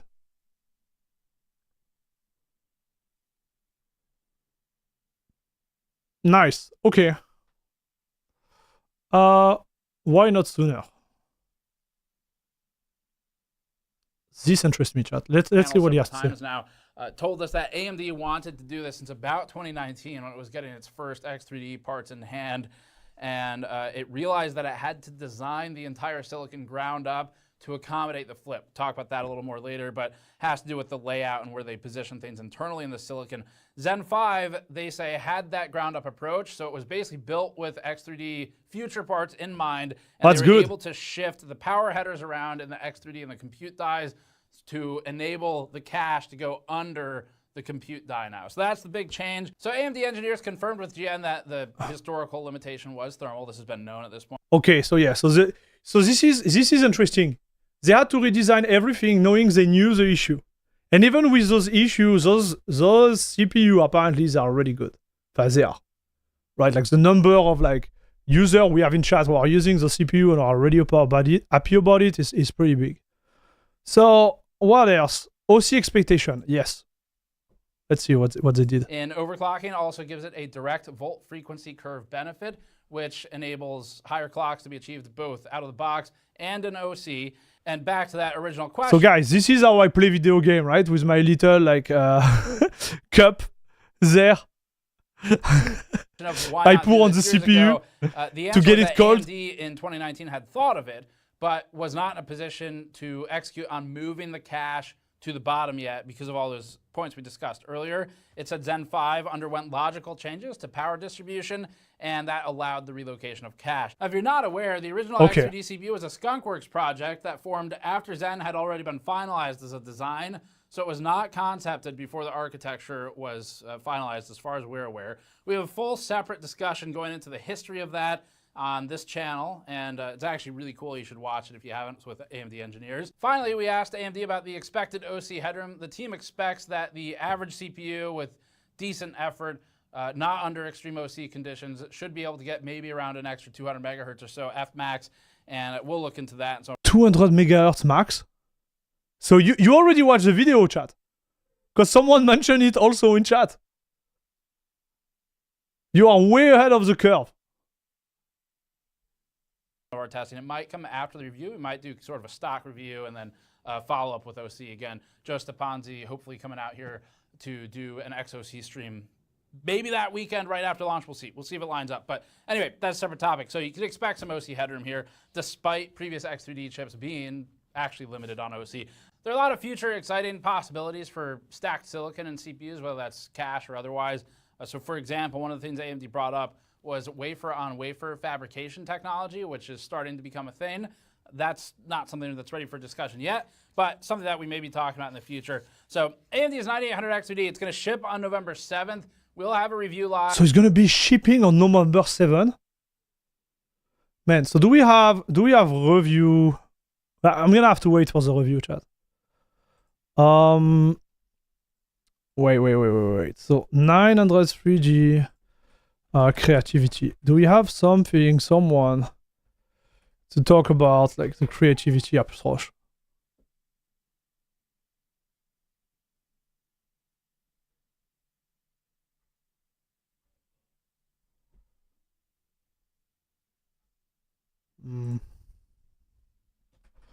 Creative workload.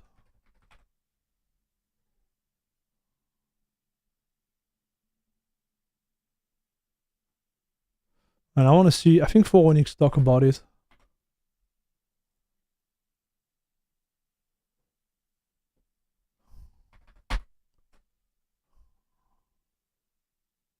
Valve engineer fixed massive performance issue for Radvi driver. Nice. See AMG? AMG GPU lover? Some good fix there.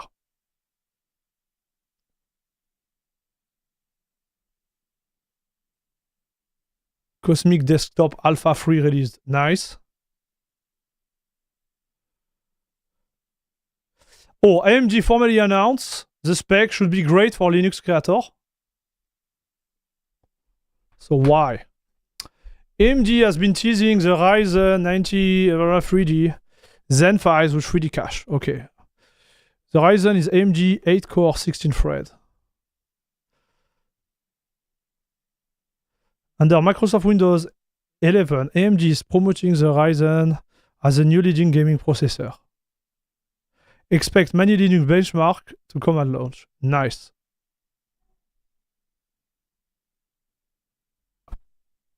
Okay, so why is it good for Linux creator? Like, am I missing something?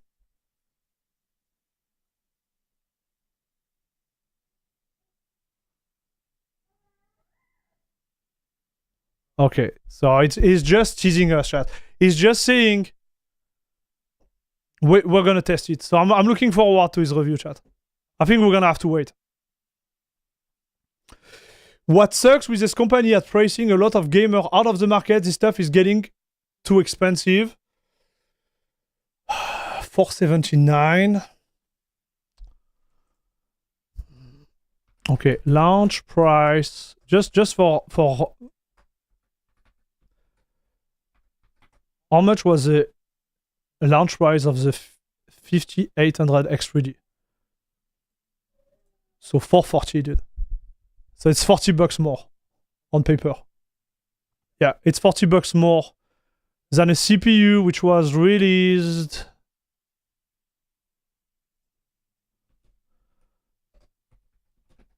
Man, this AI overview is fun, huh? So November 5. No, it's the X3D. It's not the X3D. Let me check. April 20, 2022. So 2 years ago, chat. 2 years, he took like $40 more. Like 10%. I think that all of us are Linux lover, not splitted for AMD, Nvidia lover. I know. I'm just playing, guys. I'm just playing with you. Uncheat Ghost giving $5 again. Air Max, thank you for all the hard work you put into promoting Linux and Linux gaming. I appreciate all your time and effort. Hey, thank you very much, buddy. Thanks for the love. Appreciate it. So, guys, this is where we are at. I think in terms of like platforms there, we're gonna have to wait more because what I can tell after looking at those, you know, like preview benchmark from the manufacturer, I'm not sure they are that great. They announced a lot of time, like a lot of performance, but they did not deliver. So we need to see. Like from my perspective, and it's not going to be something really I'm going to be able to afford right now. But I'm really thinking between. So let's take that Excalibur.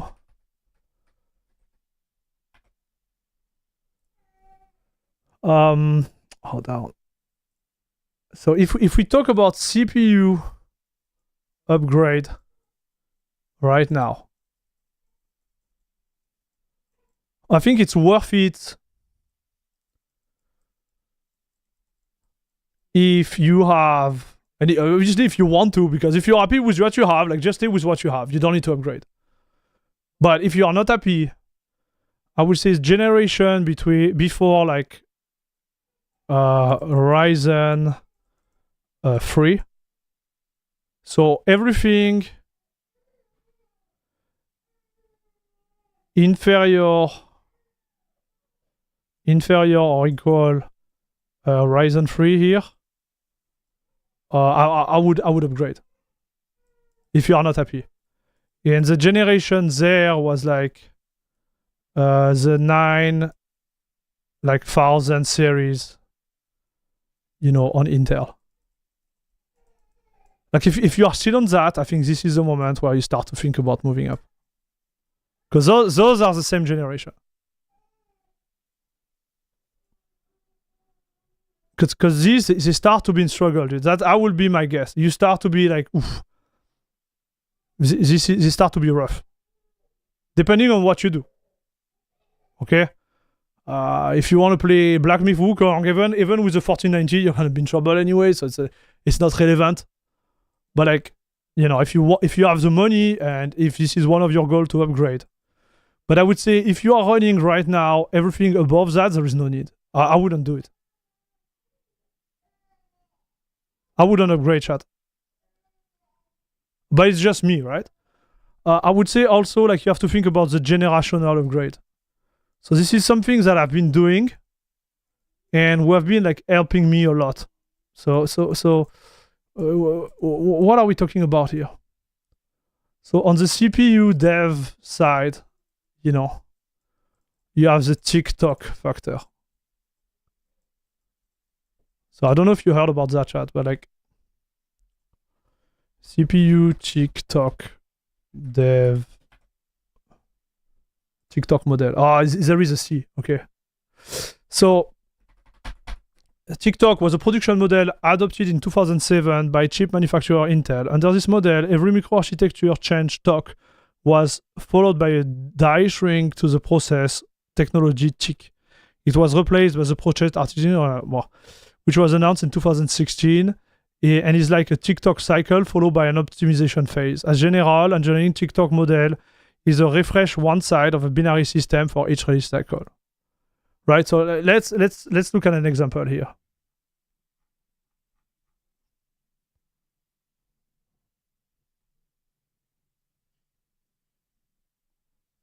You see, you have a big upgrade, which is I believe the TOC, right? And then what they do a check, which is just like making it a little bit better. This is what it is, right? TikTok, just not making a mistake, chat. I think this is what it is.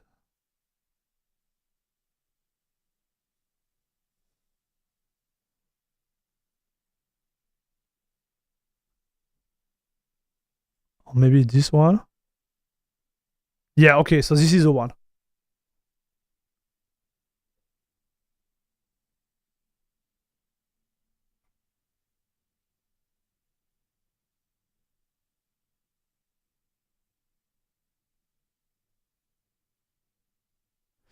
But like, so it's a C here. But what I see is like, for Ryzen, for example. So Ryzen was maybe, I don't know, like what is the correct term? But let's see, tick is the first one and TOC is an improvement. So this one a tick. Okay. And then they did 2 and 3. They were TOC. Right? It's the same platform, but with like more feature and improvement. And my game, the way I did it, is like always focused to the latest stock. When you buy CPU, because when you buy the CPU during this phase, you have issue, you have bugs. Like that's a problem, right? And if you look at like the 4 and the 5, this was a tick, and this was a talk, right? And in the tick, you had the X3D there on top of it, and same here, right? So if this one is it's the latest like Ryzen 5 release, like to me, that will be the one to buy. Because then you avoid all the bugs, you avoid all of them mostly. Starting to doubt that I will even want to upgrade from my 7800 X3D until AM6. Yes. So then they're gonna move to the 6, right? And here it's gonna be another tick. And me, what I'm gonna buy there, it's gonna be for this one, for the talk. Does it make sense, chat? That will be my approach. Because then you know that everything is ironed out. I don't want to be the beta tester there.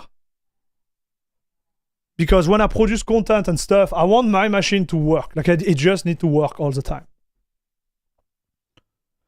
And the one I bought there, the 5950X, is one of the best CPU I ever bought. And I bought a lot of CPU in my life. This is one of the best. I'm really happy about it, dude. It's not warm. It's working very well. I didn't see any like performance decrease since I bought it, and I've been using it a lot. It's just solid.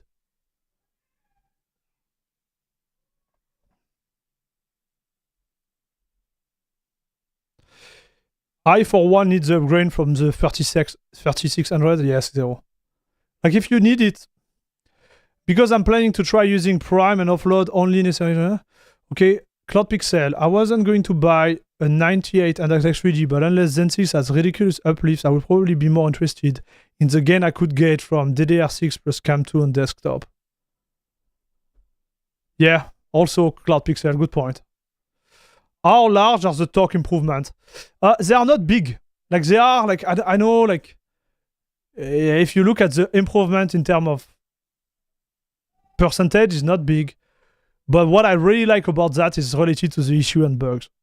Like when you go into a new platform like that, yeah, you can look online. Like all the people with Ryzen 1, Ryzen 2, like there were like CCX problems, there were like firmware problems, there were so many problems, right, when they launched. It was a mess. And me at the time, when they released Ryzen, I was really looking towards it, but I know it was not the best. I stayed on my 8700K for a long time because it was good enough. But yeah, I think it's time. I think it's time. So the late game will be this one for me, if I can. Plus this one too, if I can. We'll see the price chat. We'll see like really what it push. Because like that I can do more benchmark.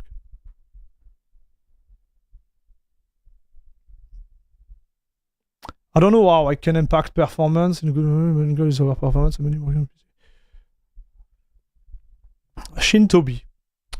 5900 CPU here, but I disable the HT performance watt energy, but that's the bottleneck actually on the architecture.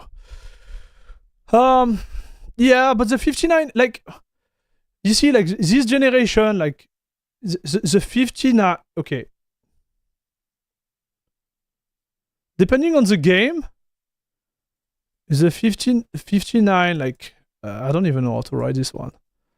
But I would say, like, the Ryzen 3, so the Ryzen 3 gen, in my opinion, was the best ever. Because you had no updates for the DDR, right? DDR4 was already there. Okay, so you didn't have to buy that. If you were on the previous generation of of Ryzen, you didn't have the motherboard too. Right? So you just switch the chip and you will be golden to upgrade. Think about it. And those motherboards, they were pretty cheap. Like you could get a good like 650, I think this was the name of the chipset, and you would be rocking a monster. Like the new generation, like AM5, AM4. You have to buy everything. You have to buy everything. You have to buy the RAM. You have to buy the motherboard. And dude, like the RAM went down in price compared to what it was before, but the motherboards are so expensive, dude. Like they're really, really expensive, chat. To have something decent you could use in the future. Also, I don't think I'm gonna go with Intel this time. I was really looking at Intel. And the problem with Intel is ECC support. They don't support ECC. And what I would do with my 5950X, it's gonna become a server platform for me. So I use this CPU every day of my life and work on it for like what? Like 4 or 5 years now. Let's say 4 years. Okay? So as a game station. And now we become a server. For at least, I would say at least like 5 years. With a CC support. Like, yeah, if you think this, I didn't do a good move on this CPU, like this is crazy now. I can use it for like 5 more years easy if the motherboard like handles the shock, but I think it will. And worst case scenario, I could get rid of the motherboard totally, buy a new one now when they're pretty cheap. Put some ECC RAM in it and get back for another round, chat. Like just think about it, chat. It's insane.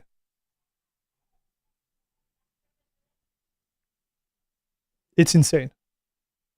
From a power user type of approach, from a Linux user, it's like you are golden. DDR4 ECC memory stick are very cheap. It depends, because I think this one, but yeah, they are becoming very cheap. I agree. But they need, so the one which are really cheap, they are not the one compatible with most of the motherboard. It need to be, I don't know, it depends on the controller. But the one which are compatible with this type of CPU, they are a little bit more expensive than the other one. But still, they are dirt cheap compared to what they were like 5 or 6 years ago. Because everybody moved to DDR5 now. So here you have a good potential, right? You're like, okay, now we step up, boys. So I did that with my Threadripper. My Threadripper is like a monster. Like it's a monster of a server. I'm not even using it to its max possibility. I can't even think what I can do with this CPU here.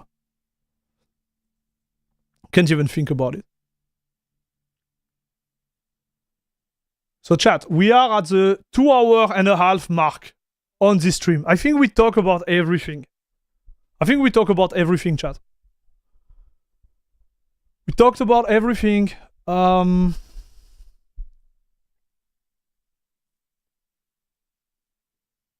you have any subject I kind of missed out this week when it comes to news on Linux? Did I miss something, dude?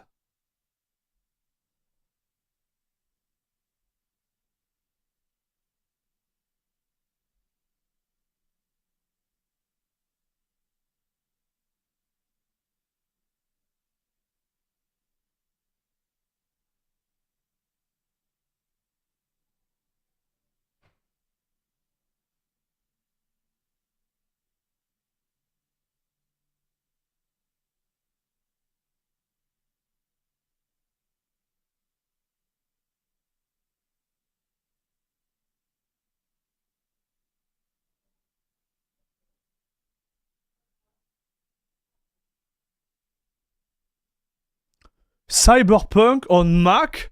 What? What? Okay, I missed this one totally. Cyberpunk Mac. Okay. Let's get into this one. No way.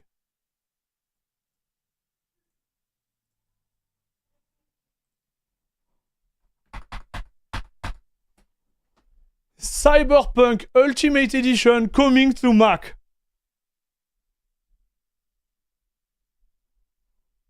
Announced Cyberpunk 2077 coming to Mac. Will be coming to Mac, taking a full advantage of Apple Silicon and advanced technology of Metal. The world of the dark future is available to Mac gamer for the first time. Player can enjoy advanced features like path tracing, frame generation. What? And built-in spatial audio. Available early next year on Mac with Apple Silicon. The Ultimate Edition will launch on the Mac App Store, GOG, Steam, and Epic Game Store. So when?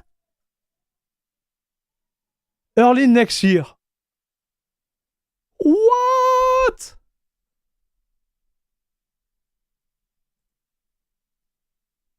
The new M4 Max is faster than Intel top-of-the-line 14900K.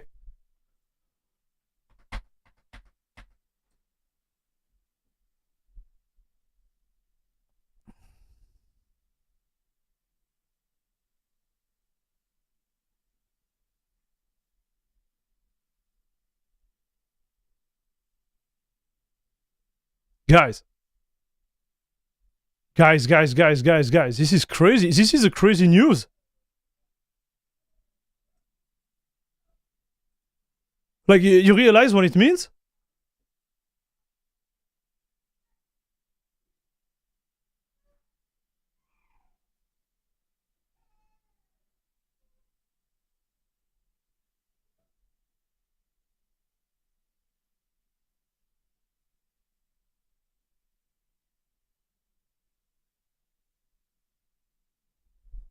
Like, how was they gonna make it run on ARM chat? Like, what's the deal here?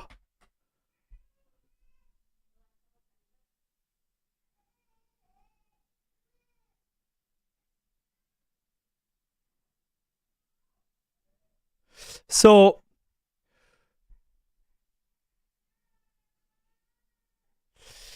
the blog. Okay, so we'll take full advantage of the Apple Silicon and the technology of Metal. Metal is Apple graphic API, which include Metal FX and upscaling technique. Wait. I need to learn about that. How does it work?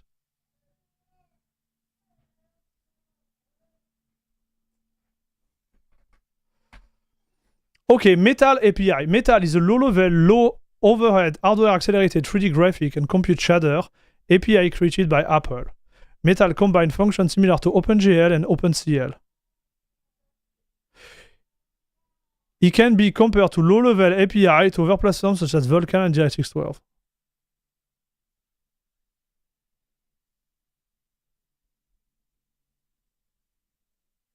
Man, it kind of like blew my mind. It kind of like blew my mind that a company like Red Project, CG Red Project, decide to put their chip on Metal, chat. Like, do they have some type of Proton layer? Like, sorry, some type of translation layer like Proton? Or are they gonna recode the whole game? I'm confused.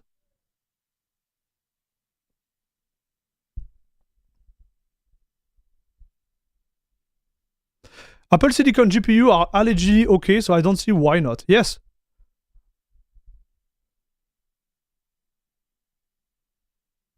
M4 Gen of Apple is super, but the price of workstation is far out. I can already run Cyberpunk on my A3 Max using GPT-K2. GPT-K2 has advanced instruction, which is... Man, like, I don't know this word. I'm really interested into it. GPT-K2. Game porting toolkit game?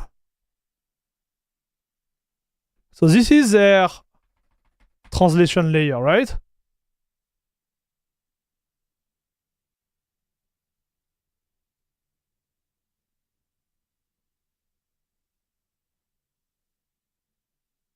This is their translation layer, right?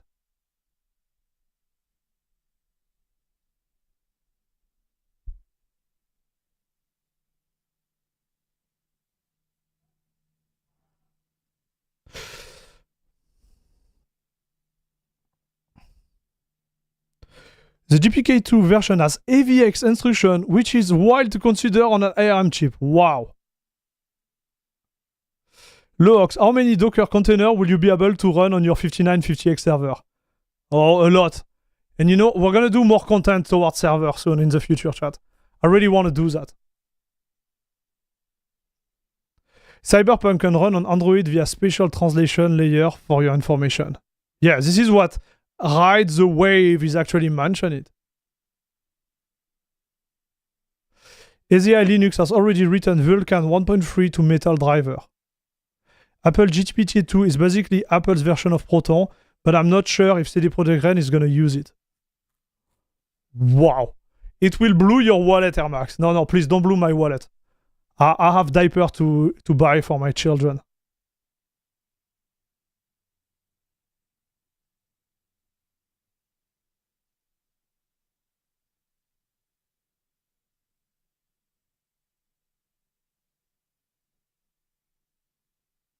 So this tool is just for testing to get the dev to port their game. So Ride the Wave, what other game did you play on your PC? On your Mac? I'm curious. Apple sometimes offering a lot of bugs today for a portage for its game. Oh, so you think Apple paid CD Projekt Project to do it?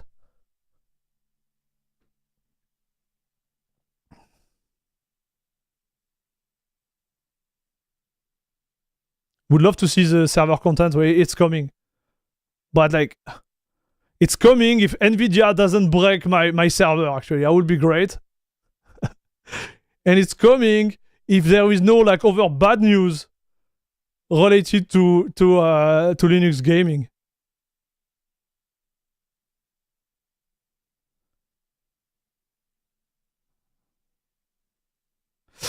There was a drama on GTK2 because they reused some kind of Proton to make a proprietary software. Oh no. Resident Evil Village was playable on iPhone. Oh my gosh. Man, this could be big, chat. This could be big.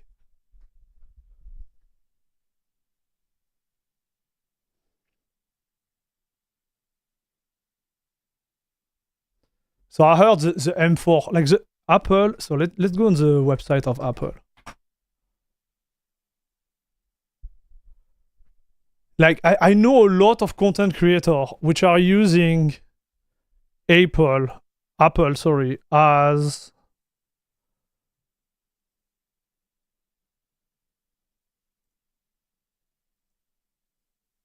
a platform to create content, right?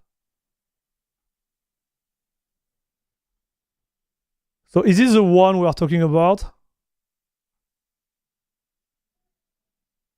Man, this is so cool. I have to say, they are good on marketing and stuff, right? Yeah, you see Resolve is there. They are really good for that, chat. But they sell themselves as gaming, dude. Play freedom game like Prince of Persia, or enable hardware accelerating ray tracing in titles like Myst, Control Ultimate Edition, for incredibly vibrant and realistic. This is good, dude. I don't like the Mac ecosystem, but I like their hardware. Look at the way they sell themselves, chat. Okay, so how much for this?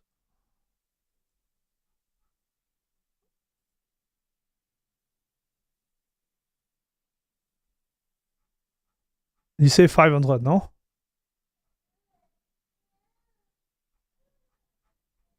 Bro, how is it that hard? Here we go. So I guess this is a Canadian price. This is the one you mentioned, chat?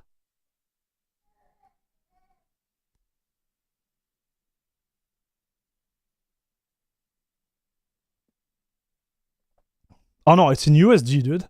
It's $5.99. Or $4.99 with a discount. Okay, so it's a US price. And it's $5.99 or $4.99 with student discount.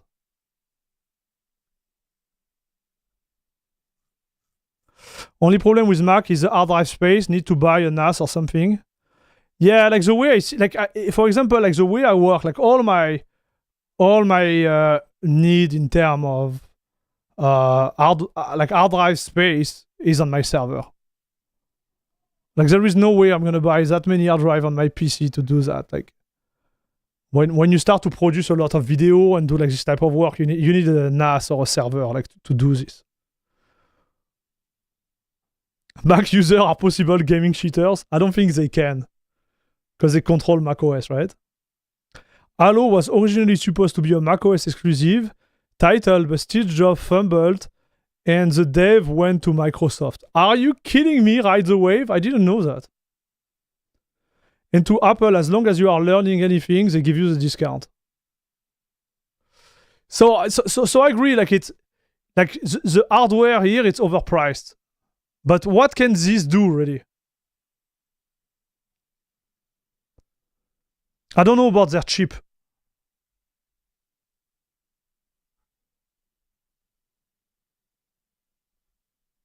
Holy cow. And when you jump to a bigger chip, it's $2,000, boys. It's $2,000. And you can't upgrade the RAM too, huh? OMG, dude. But let's say you buy that. Instead of buying a second PC, you put that as a Mac for your content creation part. That could be a smart move.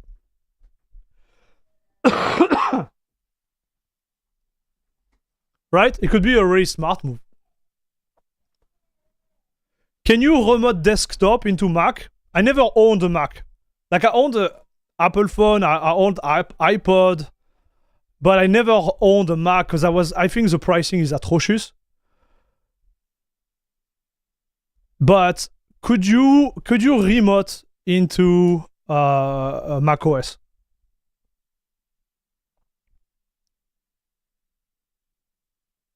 Yes, I have a Synology NAS. It works super well. Yeah, exactly. This is a play there.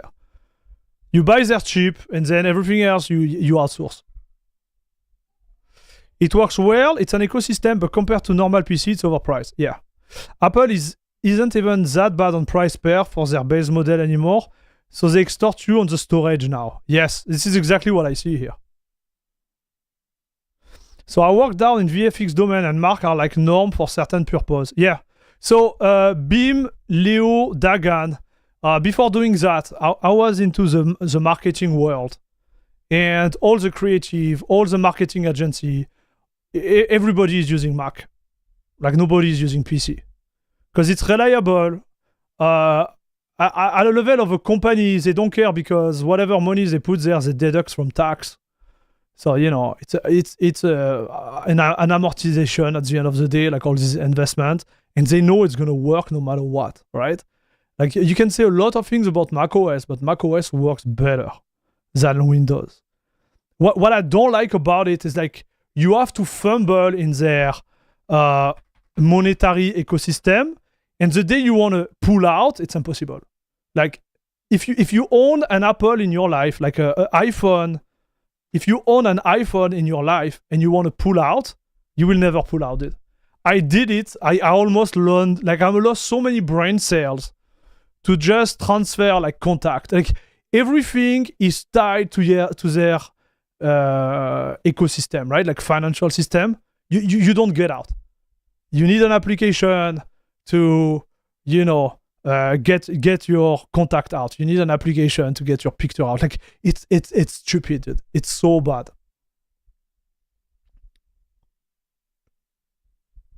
That's why I was against it. But I have to say, like the iPhone, like was and are still the best in terms of like hardware. Like they're incredible. They're really good, chat. I have a Google Pixel 8 here. I love it. Like I spend a lot of time on it, way too much time actually. But yesterday I was with some of my family members and they have like I think the latest iPhone, and you can tell like this is solid quality, dude. This is solid. I can't blame anyone to buy them, but like the ecosystem just make me want to puke. macOS can run just about anything Linux can. macOS works better than Windows because it's Unix. Yeah, no, I knew that too. Yeah.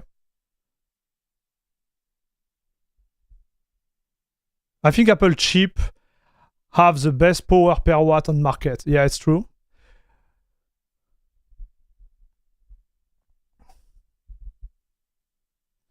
He has been relatively bad through Air Max. The most recent OS update to iPhone have made it much less predatory and easy to switch. Oh, already ride the waves?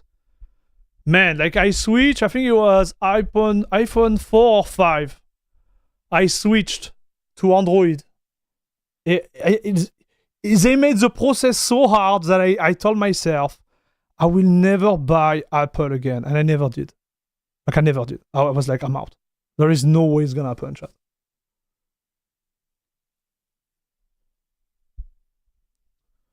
But this is a big move, dude. This is a big move from them. That's the type of like streaming PC I kind of like have a fantasy about. Because I'm like, how great would it be to use that as a second stream PC, encode my stream, maybe use DaVinci Resolve on it. I don't know. Like, would it make sense from me? Because OBS obviously would work on that. Like, everything would work.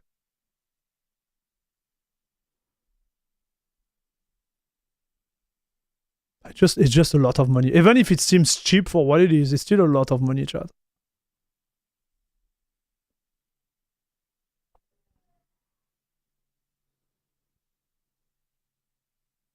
The best part of the M chip are the media engine, which is why content creators love it. Yes, and the fact that, you know, it always works. Like I remember, like the software is so solid.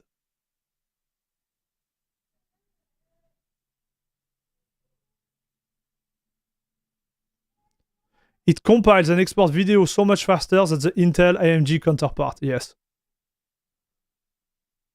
So I'm guessing it supports AV1, it supports everything, right, chat?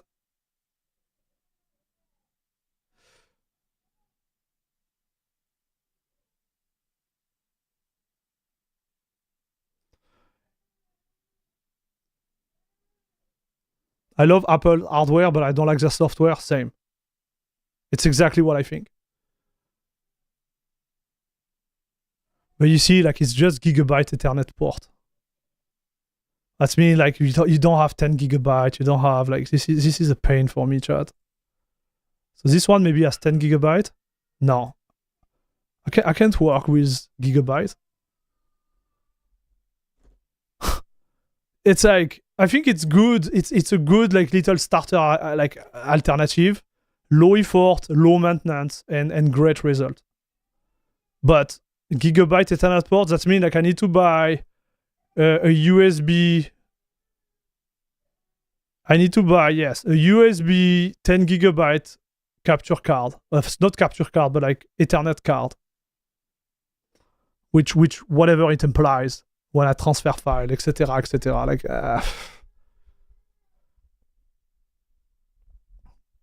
I hate everything about Apple, from their hardware to their software, soldered in RAM. No thanks.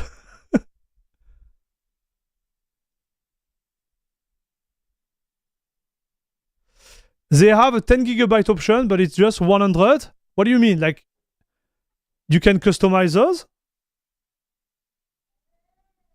No, I don't believe they can customize them. There is no way, dude. You can? Bro, you can!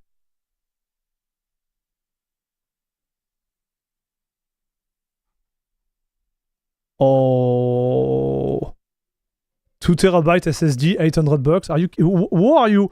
Like, what is this? Is this real life? Is this serious? Nah, this is where they destroy you, dude. This is where you get owned, chat.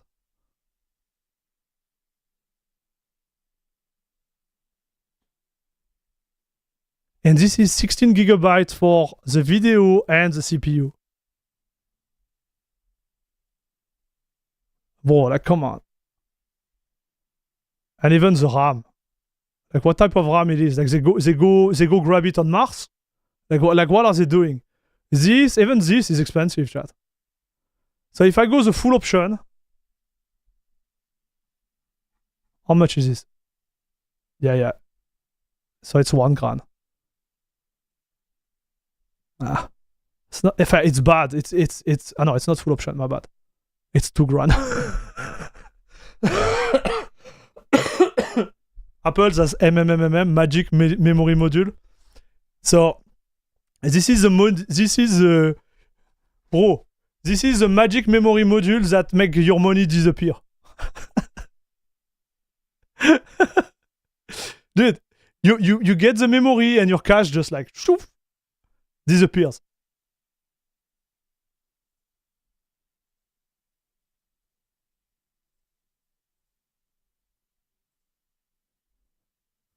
Two terabyte NVMe is like €100. Yeah, that's what I'm saying. Like this is insane. This is 4 times the price, chat.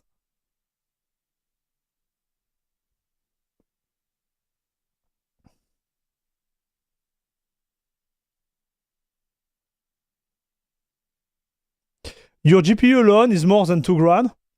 But bro, do you know what I can do with my GPU compared to this?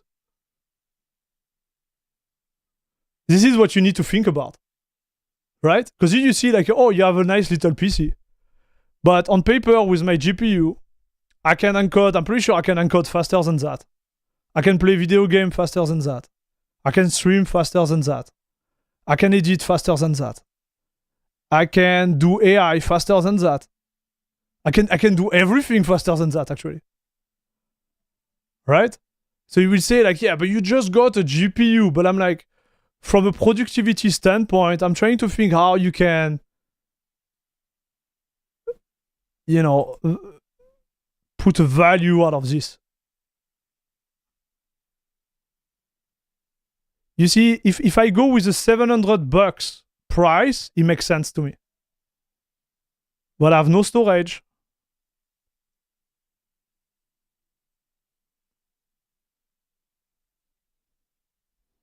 I have no repairability. The day this thing is dead, it's dead. You have to think about it this way.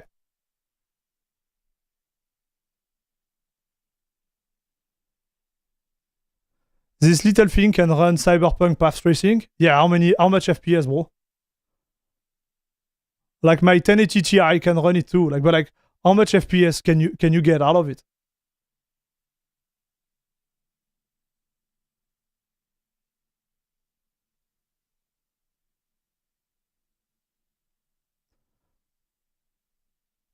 It's Apple lack of logic. You cannot replace it. It will break then.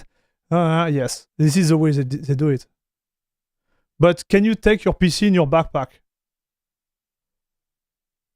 But putting it in my backpack is not going to improve my productivity, right? It's like if I put... So let me rephrase this one. If I put like 10 grand in my PC because it's going to make me like gain time, and time is value for me, it makes sense, right? Like mobility doesn't make me gain time, right?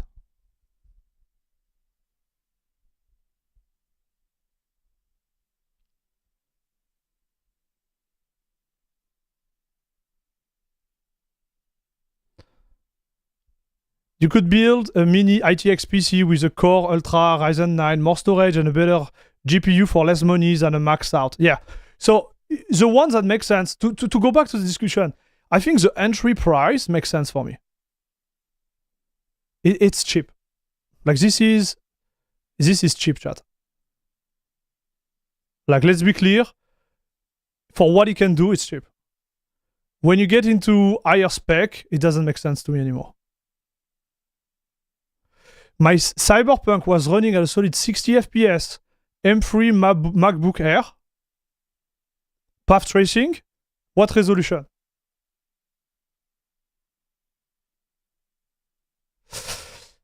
I can't make a PC for $2,000 that run better than Mac for Mac productivity. Yes, that I agree. I didn't say the opposite, brother. I didn't say the opposite. Okay, this I agree. I said the entry price, it does make sense. But you have pretty big limitation too to what you can do. Right? I think we are on the same line. But like, if you push it further,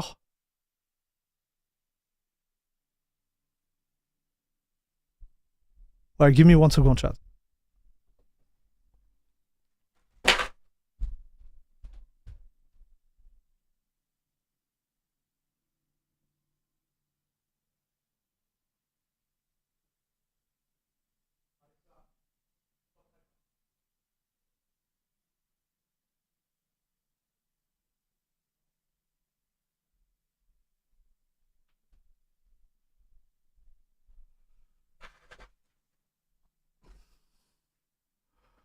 Okay, I'm back.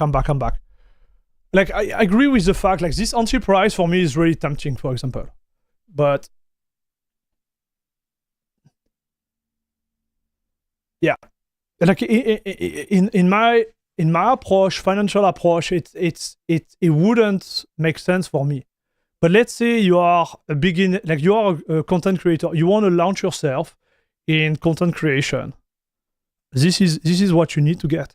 Like, I'm not even discussing it, because buying a PC that will put you at this level of productivity, there is no overprice. Like, it's not going to happen. But you're gonna have limitation, right? And then it's really the way you set up, I would say, like your I wouldn't say business model, but more like your financing within the evolution of your potential business. I think this is great for entry level, right? If you want to spend money there. But like, if you are at a level where, for example, my level, it will be cheaper for me, or it wouldn't be cheaper, but it will make more sense to not buy it and use used hardware, even if it's like 5 or 6 years old, rather than buy that. Because the gap between the money I'm going to spend there and the performance wouldn't be worth it. I don't know if it makes sense, but...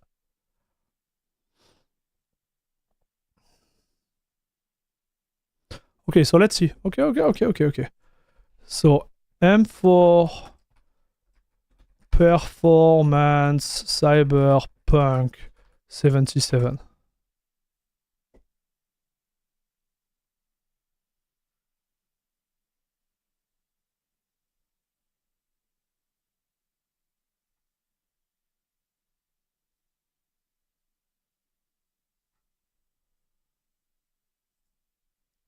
Metal, I guess.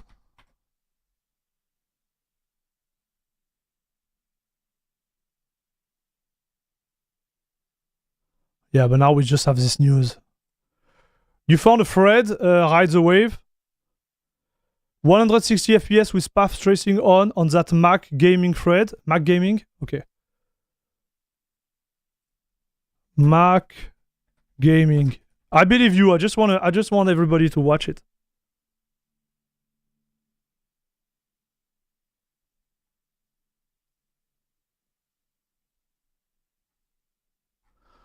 Okay. I'm gonna remove that.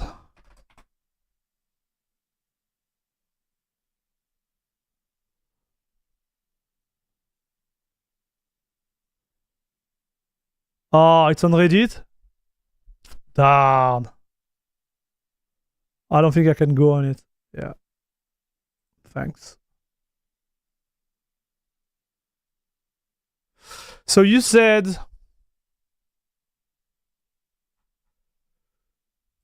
Oh, because it's M3.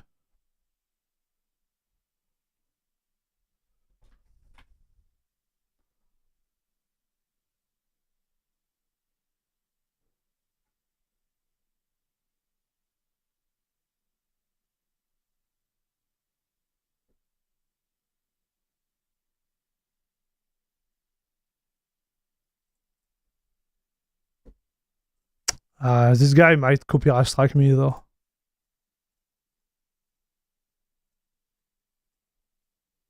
Just want to see the result.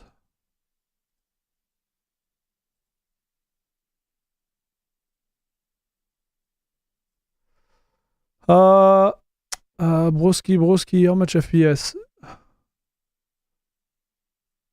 100 FPS. Dude.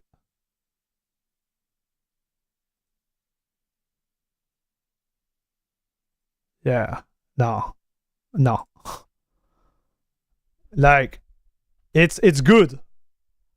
Okay? Don't get me wrong, it's good. If I tell you the amount of FPS I have on my PC, you're gonna be losing your mind, dude. On this game. I can be like around 400 or 500.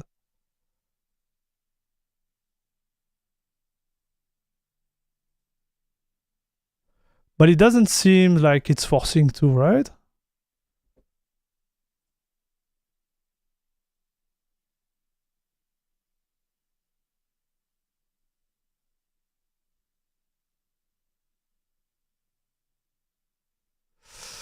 So I get insane FPS on my PC versus Mac, but my Mac is 1000 better for music production. Yes, okay, we agree.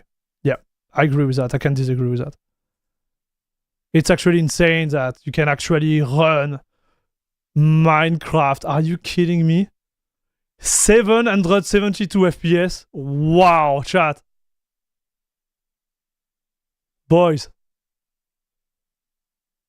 And he's using the fabric, and I can tell he's using them. Wow. Okay, I'm impressed. Chat, I have to tell it to you guys, I'm impressed. This is impressive, dude. This is really, really impressive. Holy cow.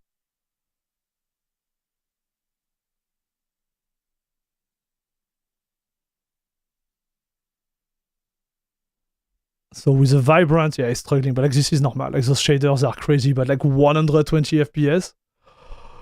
Oh, dude! Is that the... What is this? What game is it? Hellblade? Wow. Okay, let's see Cyberpunk. 80 FPS. Medium, 14p medium, FSR quality. Yeah, he's not getting 160 FPS. There is no way. Maybe he has a special, like he has the biggest, like Mac. But like this is insane. So no, it's not native. So it go, like they have the same system that we are running on Linux, kind of. So Rosetta 2, crossover, direct D3D metal and MSync. This is a layer.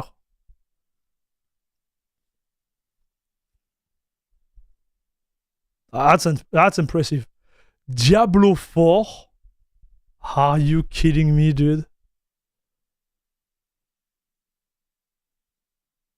Wow. And he's limiting the FPS. He's limiting the FPS, chat.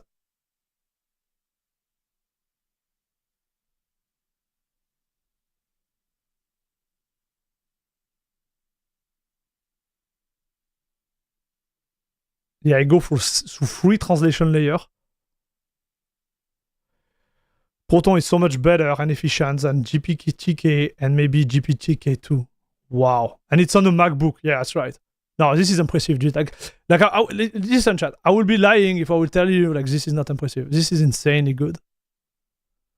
I'm wondering about the input lag and stuff. Wow. This is insane. Okay, I'm gonna put like...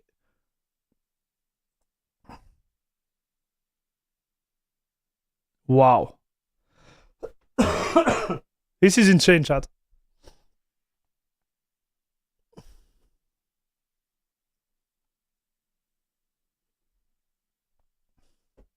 A Mac Mini M1 is less at 100 watt. Oh boy, like this is crazy. This is good.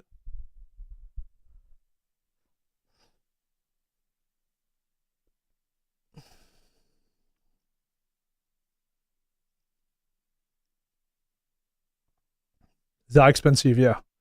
This is not expensive, in my opinion. I think this is this is a type of beast I would love to play with. Right? That's the type of beast I would love to play with. Definitively, chat. It could be a really good little server there. So could you install like any type of ARM, like ARM Linux distro on that? Because you mentioned Asahi, but let's say you want to go with let's say the Arch version of which support ARM. Like, could you do that?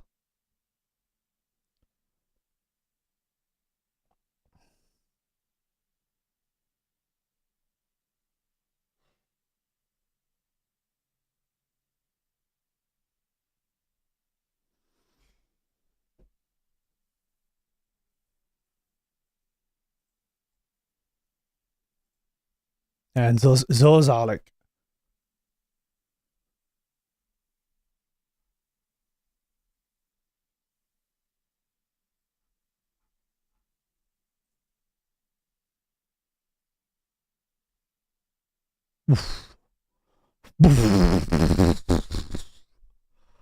Both.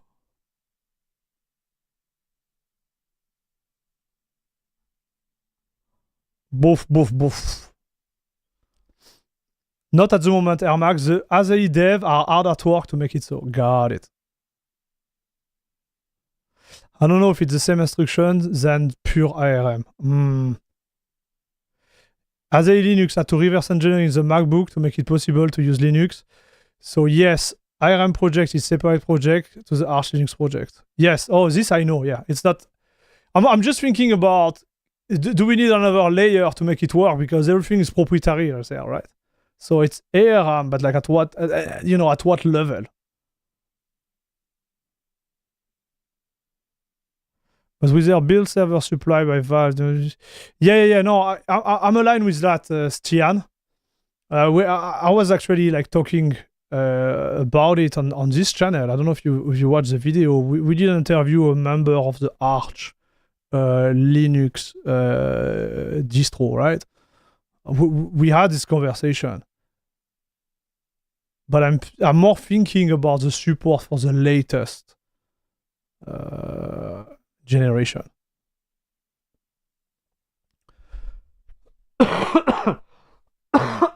Sorry, chat. I think I'm gonna have to start to end the stream. Like, start to be angry, and I'm a little bit low energy right now. But yeah, like this is interesting.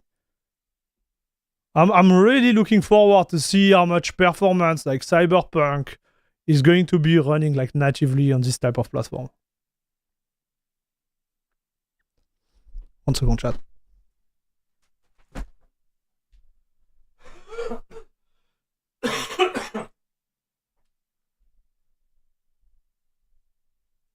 I'm curious.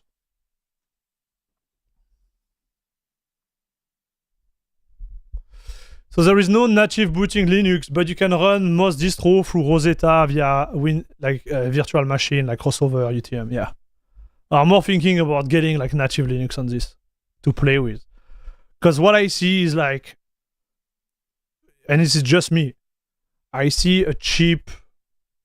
It is relatively cheap, chat. For this power, this is cheap. So if you have a Linux distro which could take advantage of it and then do whatever we want on it, that will make a lot of sense to me, chat.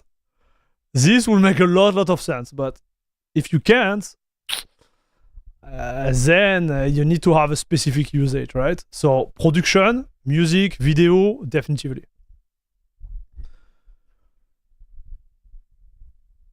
But let's say you have an old PC. This is what I'm thinking. Let's say I have an old PC and I want to sell it. If I can get out of my PC a solid, I would say like 400 or 500 USD of this PC, right? Including RAM, CPU, graphic card, like fan, like everything. Like I get everything out of the PC and I sell it for like $500. Now adding 200 to get that, you know, as a production, like little piece, why not? Right? It would make sense. I will be down for that. How many USB ports he really has this stuff? Oh, so it's just Thunderbolt. And this is USB-C, okay.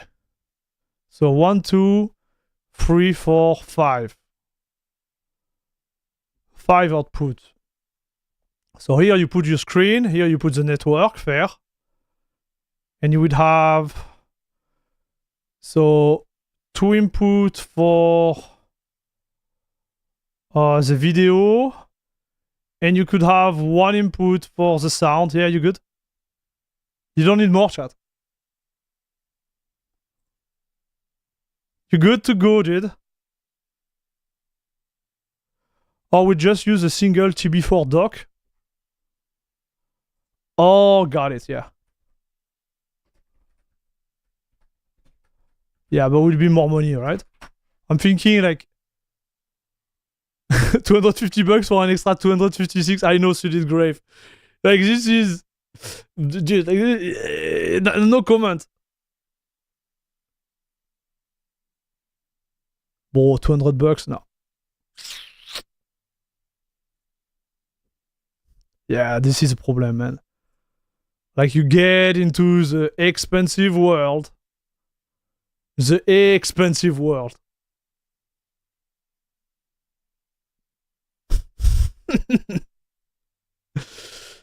Broski.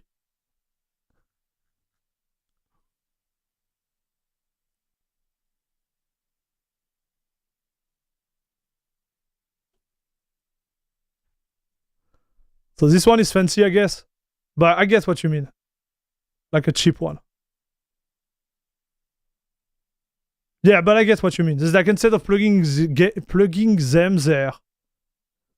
Well, man, I thought this one would be cheap, but oh, this one is a show-off one. No. This one is a show-off one, chat.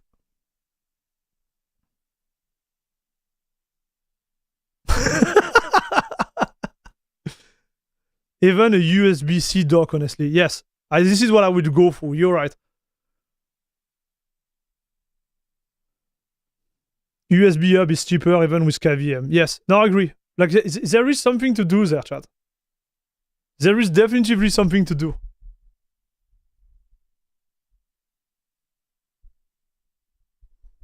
There is something to do here, chat. Definitively. That's cool. That's cool. I think Microsoft is getting is losing a lot. Is going to lose a lot toward all those different players out there.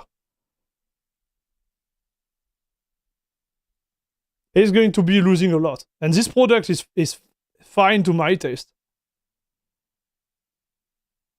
I would love to have like 700 to burn just to play with this. I'm really curious about it, chat. I think most Apple devices are worth it, but only when you buy them used.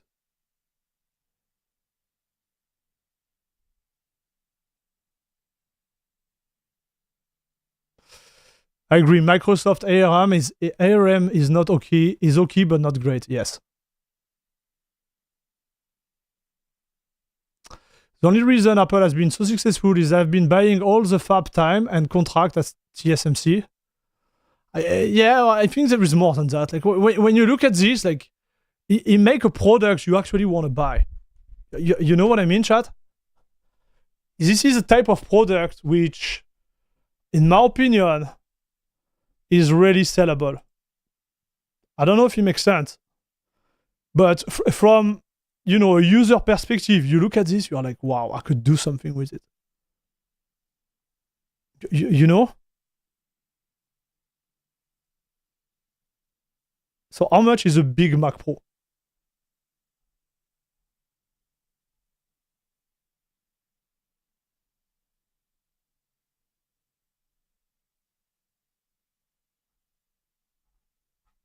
I'm curious about the pricing.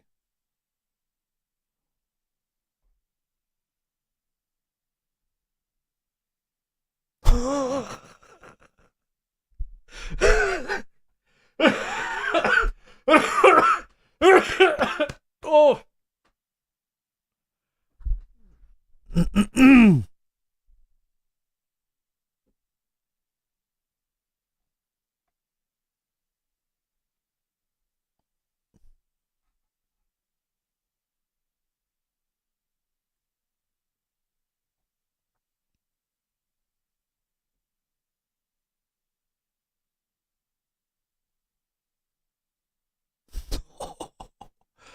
Yeah, because it's unified, right, chat?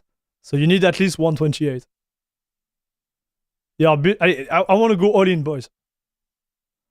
Do I want a Magic Mouse? 12K, dude. Oh, no, sorry. Yeah, 12K.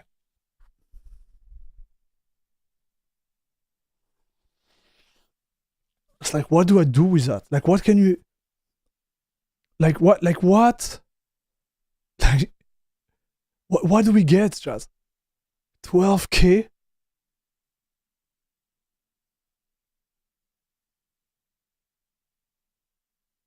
You're probably buying a Mac Studio. So Mac Studio, I don't know their... Okay, I made a mistake. Mac Studio is better than that? I don't know their product setting, chat. I'm learning. Can it run Crysis? Oh, I'm pretty sure this one is gonna run way more than Crysis, dude. So Studio are better than Pro?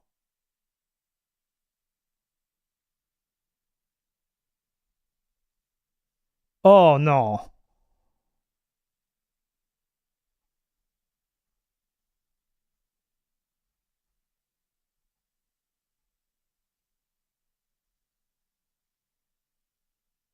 Yeah, up to 10 stream of 8K ProRes video playback. Man, this is insane. They are good. Chat, I have to say, their marketing is top notch. Look at this, chat. 12 only for you, man. Air Max, just order it? Yeah, order it with what? Imagine the Threadripper Beast you could boot for 12K. I don't think you could boot that much, actually. This is where it starts to be interesting. So... You want to laugh? I think you are not going to laugh really long.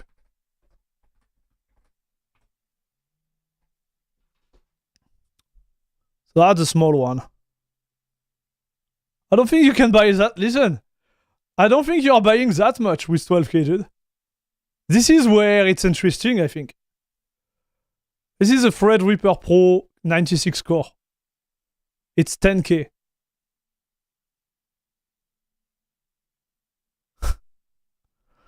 I don't think you're gonna have that much, dude. Like, if you go really into big workstation, it's expensive from an Apple side. So you want a good motherboard. This is a cheap motherboard, dude. This is not the good motherboard you want to buy. Yeah, this is the one you want to buy. Because when you put 10K in the CPU, I'm telling you, you're not buying the small model. You're buying the big one. That's the one you want to buy. It looks good though. Like, I have to say, like it's a type of PC where you're like, eh. But guys, this is another world, huh, chat? And this one has finally two 10 gigabyte socket. But you have that, I'm telling you, are solid, boys. Yeah, you see, on this one, you have two 10 gigabyte card, finally. 1, 2, 3, 4, 5, 6, 700. Yeah, and the VGA. Like, this is normal. Like this. This is a Pro, guys. This is he even has like IPMI, right? So you can use it as a server too. But when you look at the performance, exactly.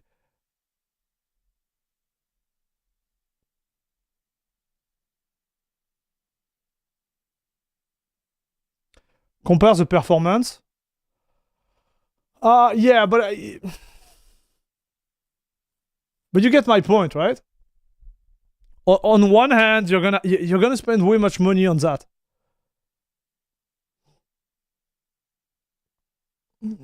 So Air Max, do you have more than 1 gigabit internet? My ISP just announced 2.5, and I'm not sure it will be worth upgrading. I don't. So here where I'm living, I can have 10 gigabyte internet. I don't have it. I don't pay for it. Because I have everything. Like I could run 10 gigabyte internet because I upgraded all my network, my home network, to 10 gigabyte. But I make the calculation, it's not worth it. Right? Because the price here in Canada for 10 gigabyte is just insane. It's like 300 or 200 a month with just internet. So it's too much, right? And I was thinking about the gain I could actually get from 10 gigabyte. It's not that much. Like when I download stuff, I'm already at 1 gigabyte right now. It's enough for me. I can justify it. Because you have to think, so I have some of my... Tu viens pas du Québec? Non, je suis à Toronto. I'm in Toronto. I'm not in Quebec. I'm originally from France. That's why I have a French accent. And I moved to Toronto.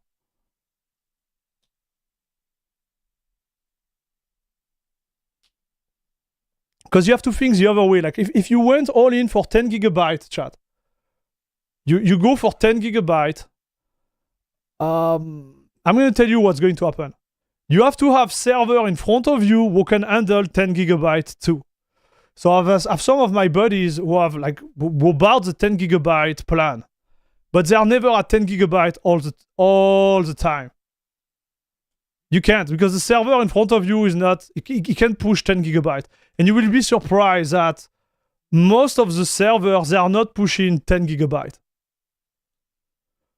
So one of my buddies was like, bro, I paid I paid 10 gigabyte and I can't take advantage of it. You have to think about it this way. So you will be taking advantage of it if you are downloading from, let's say, 10 1 gigabyte server at the same time. Ride the wave, let's go! You are now a proud member of La Crème de la Crème Club, Papa. Thank you very much for your support, buddy. Let's do this.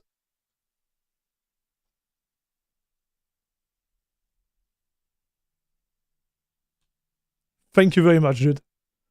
La Crème de la Crème Club, Papa. When I was on a 1 gigabyte connection, I rarely get the max speed because of the overhead. Exactly, Scott. Like 10 gigabyte for me is really important, but for my local network when I work, right? This is why it's really important, because all my files are on my server. And you will see that when you do that, then you have over bottleneck. So just for chatting, I think it's a little interesting there. But let's say you're on 10 gigabyte home network. So how do I do new? So I can save, I can save this one. I'm gonna do a new one. Reset. Yes. Oh. So if you're at 10 gigabyte, okay, I'm gonna write it this way. I think this is the right way or this way. I always forget, chat. But anyways, if you're on 10 gigabyte, okay, this is how it works. So you have your one here. So this, right now we don't care. Then you have your router. Okay, so I'm gonna call it that way, like a router. So here actually the router, it doesn't need to be 10 gigabyte, okay? But your switch is gonna have to be 10 gigabyte. And all your PC out there. Okay, your little PC like that, PC. They need to be 10 gigabyte. Okay, so the chain of command between PC1 and PC2, it needs to be 10 gigabyte everywhere, right? If one of them is not 10 gigabyte, it won't work. Like you're going to be limited by the lowest, I would say, like speed within the chain. So this is the first point. But then the limitation, so a switch 10 gigabytes, they are expensive. Like a good switch, right? You can have like unmanaged switch 10 gigabytes for fairly cheap, but then you have over limitation. I don't want to go there. I want to make more hardware and more like server content soon because I think I have so much to talk about. But like, so let's say you have a good switch there, but this is not where the issues start to be. The problem is that on your PC here, you have limitation, and the first one is going to be your NIC, obviously. Need to be 10 gigabyte. But then it's going to be your CPU. Can your CPU sustain 10 gigabyte all the time? And you're going to be surprised that some CPUs, they just can't. Because the CPU, like, just pushing the data through the NIC, it's okay. But pushing the data with SSD at 10 gigabyte, listen, dude, it's hard. So, serial data, SSD, 10 gigabyte, too slow. So if you are using SSD in SATA, it won't work. You're gonna be at like 5 gigabyte max in reading. So then what you need NVMe. But as I said earlier, you need them in both ends. Because otherwise you're gonna have a limiting factor again. So when you start to add up everything here, it starts to be a lot of money, right?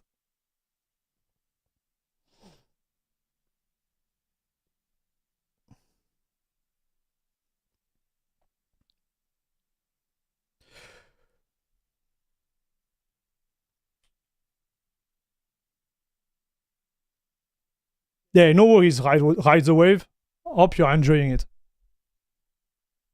Thanks again for the support. I appreciate it. I can get 5G, but I think I'm only on 300 megabytes. Yeah, you don't need that much. My LAN is at 2.5 gigabytes, but my ESP is at 1 gig. Yeah, so you're fine.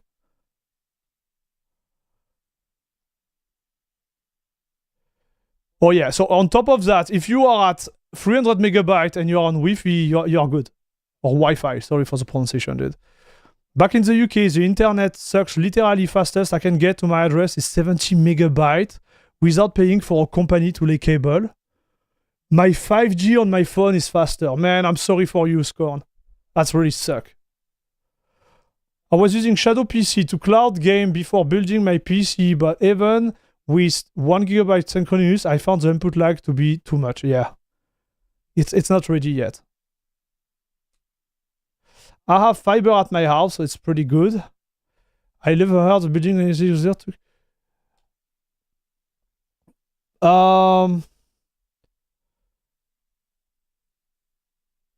Yes, the router, like, I think ARM is better for routing, but maybe I'm wrong. I'm getting CPU bottleneck at 1 gigabyte. Yes, you could. You know, you're saying that, but you could. And you see, like, it starts to add up.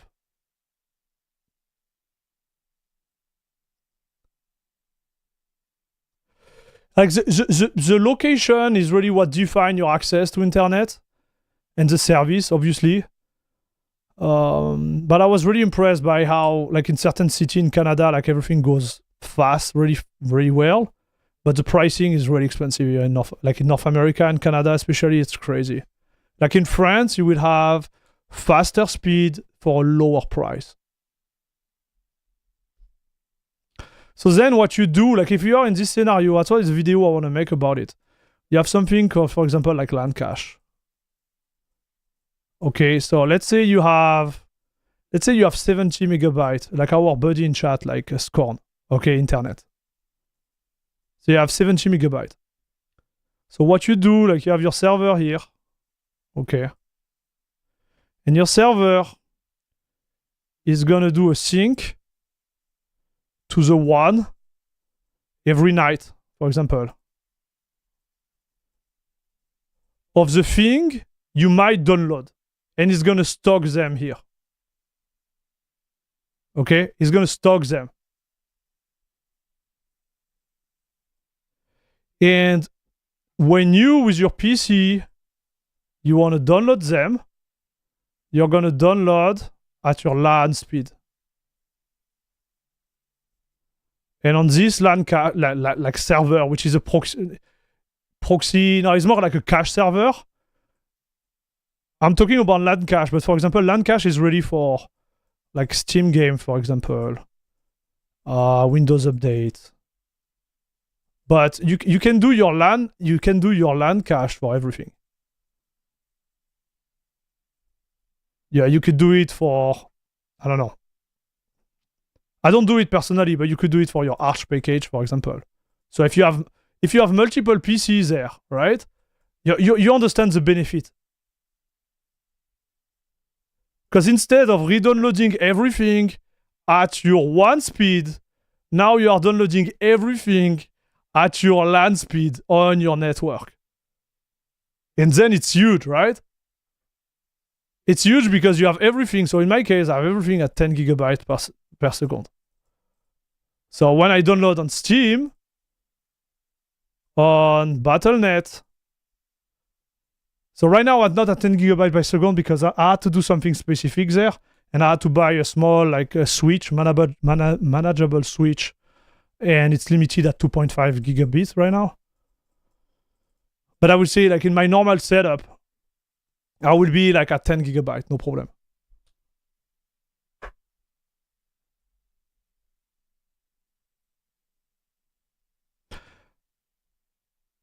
I'm paying $15 for 1 gigabyte down and up in southern Poland. Bro, this is so good, Mukorai. This is so good. IP, like, so right now my plan is 100, maybe 110 USD a month, dude, for 1 gigabyte. And I'm telling you, like symmetrical, right? Like symmetrical. I pay 110, dude. And I have a really, really good price.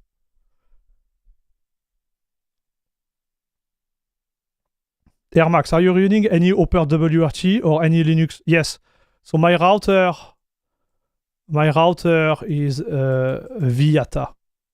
I think this is how it's spelled. Viata Linux. It's Linux. My router is a Linux. My switch, I went through, I need to do a video about that. I have MikroTik switch and Ubiquiti switch. I have a lot of switch. Because I did all the cable in my house, like when I arrived. So I recable all the house in Cat6. It took me like a lot of time.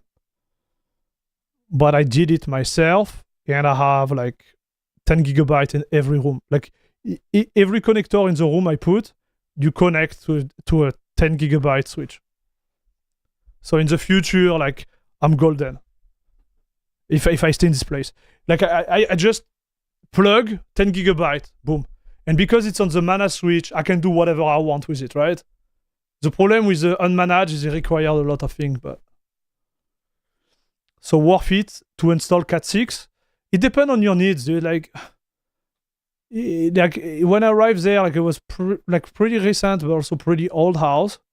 They didn't have any like RG45 in every house, in every room, and I think it's really important now to have RG45 in every room.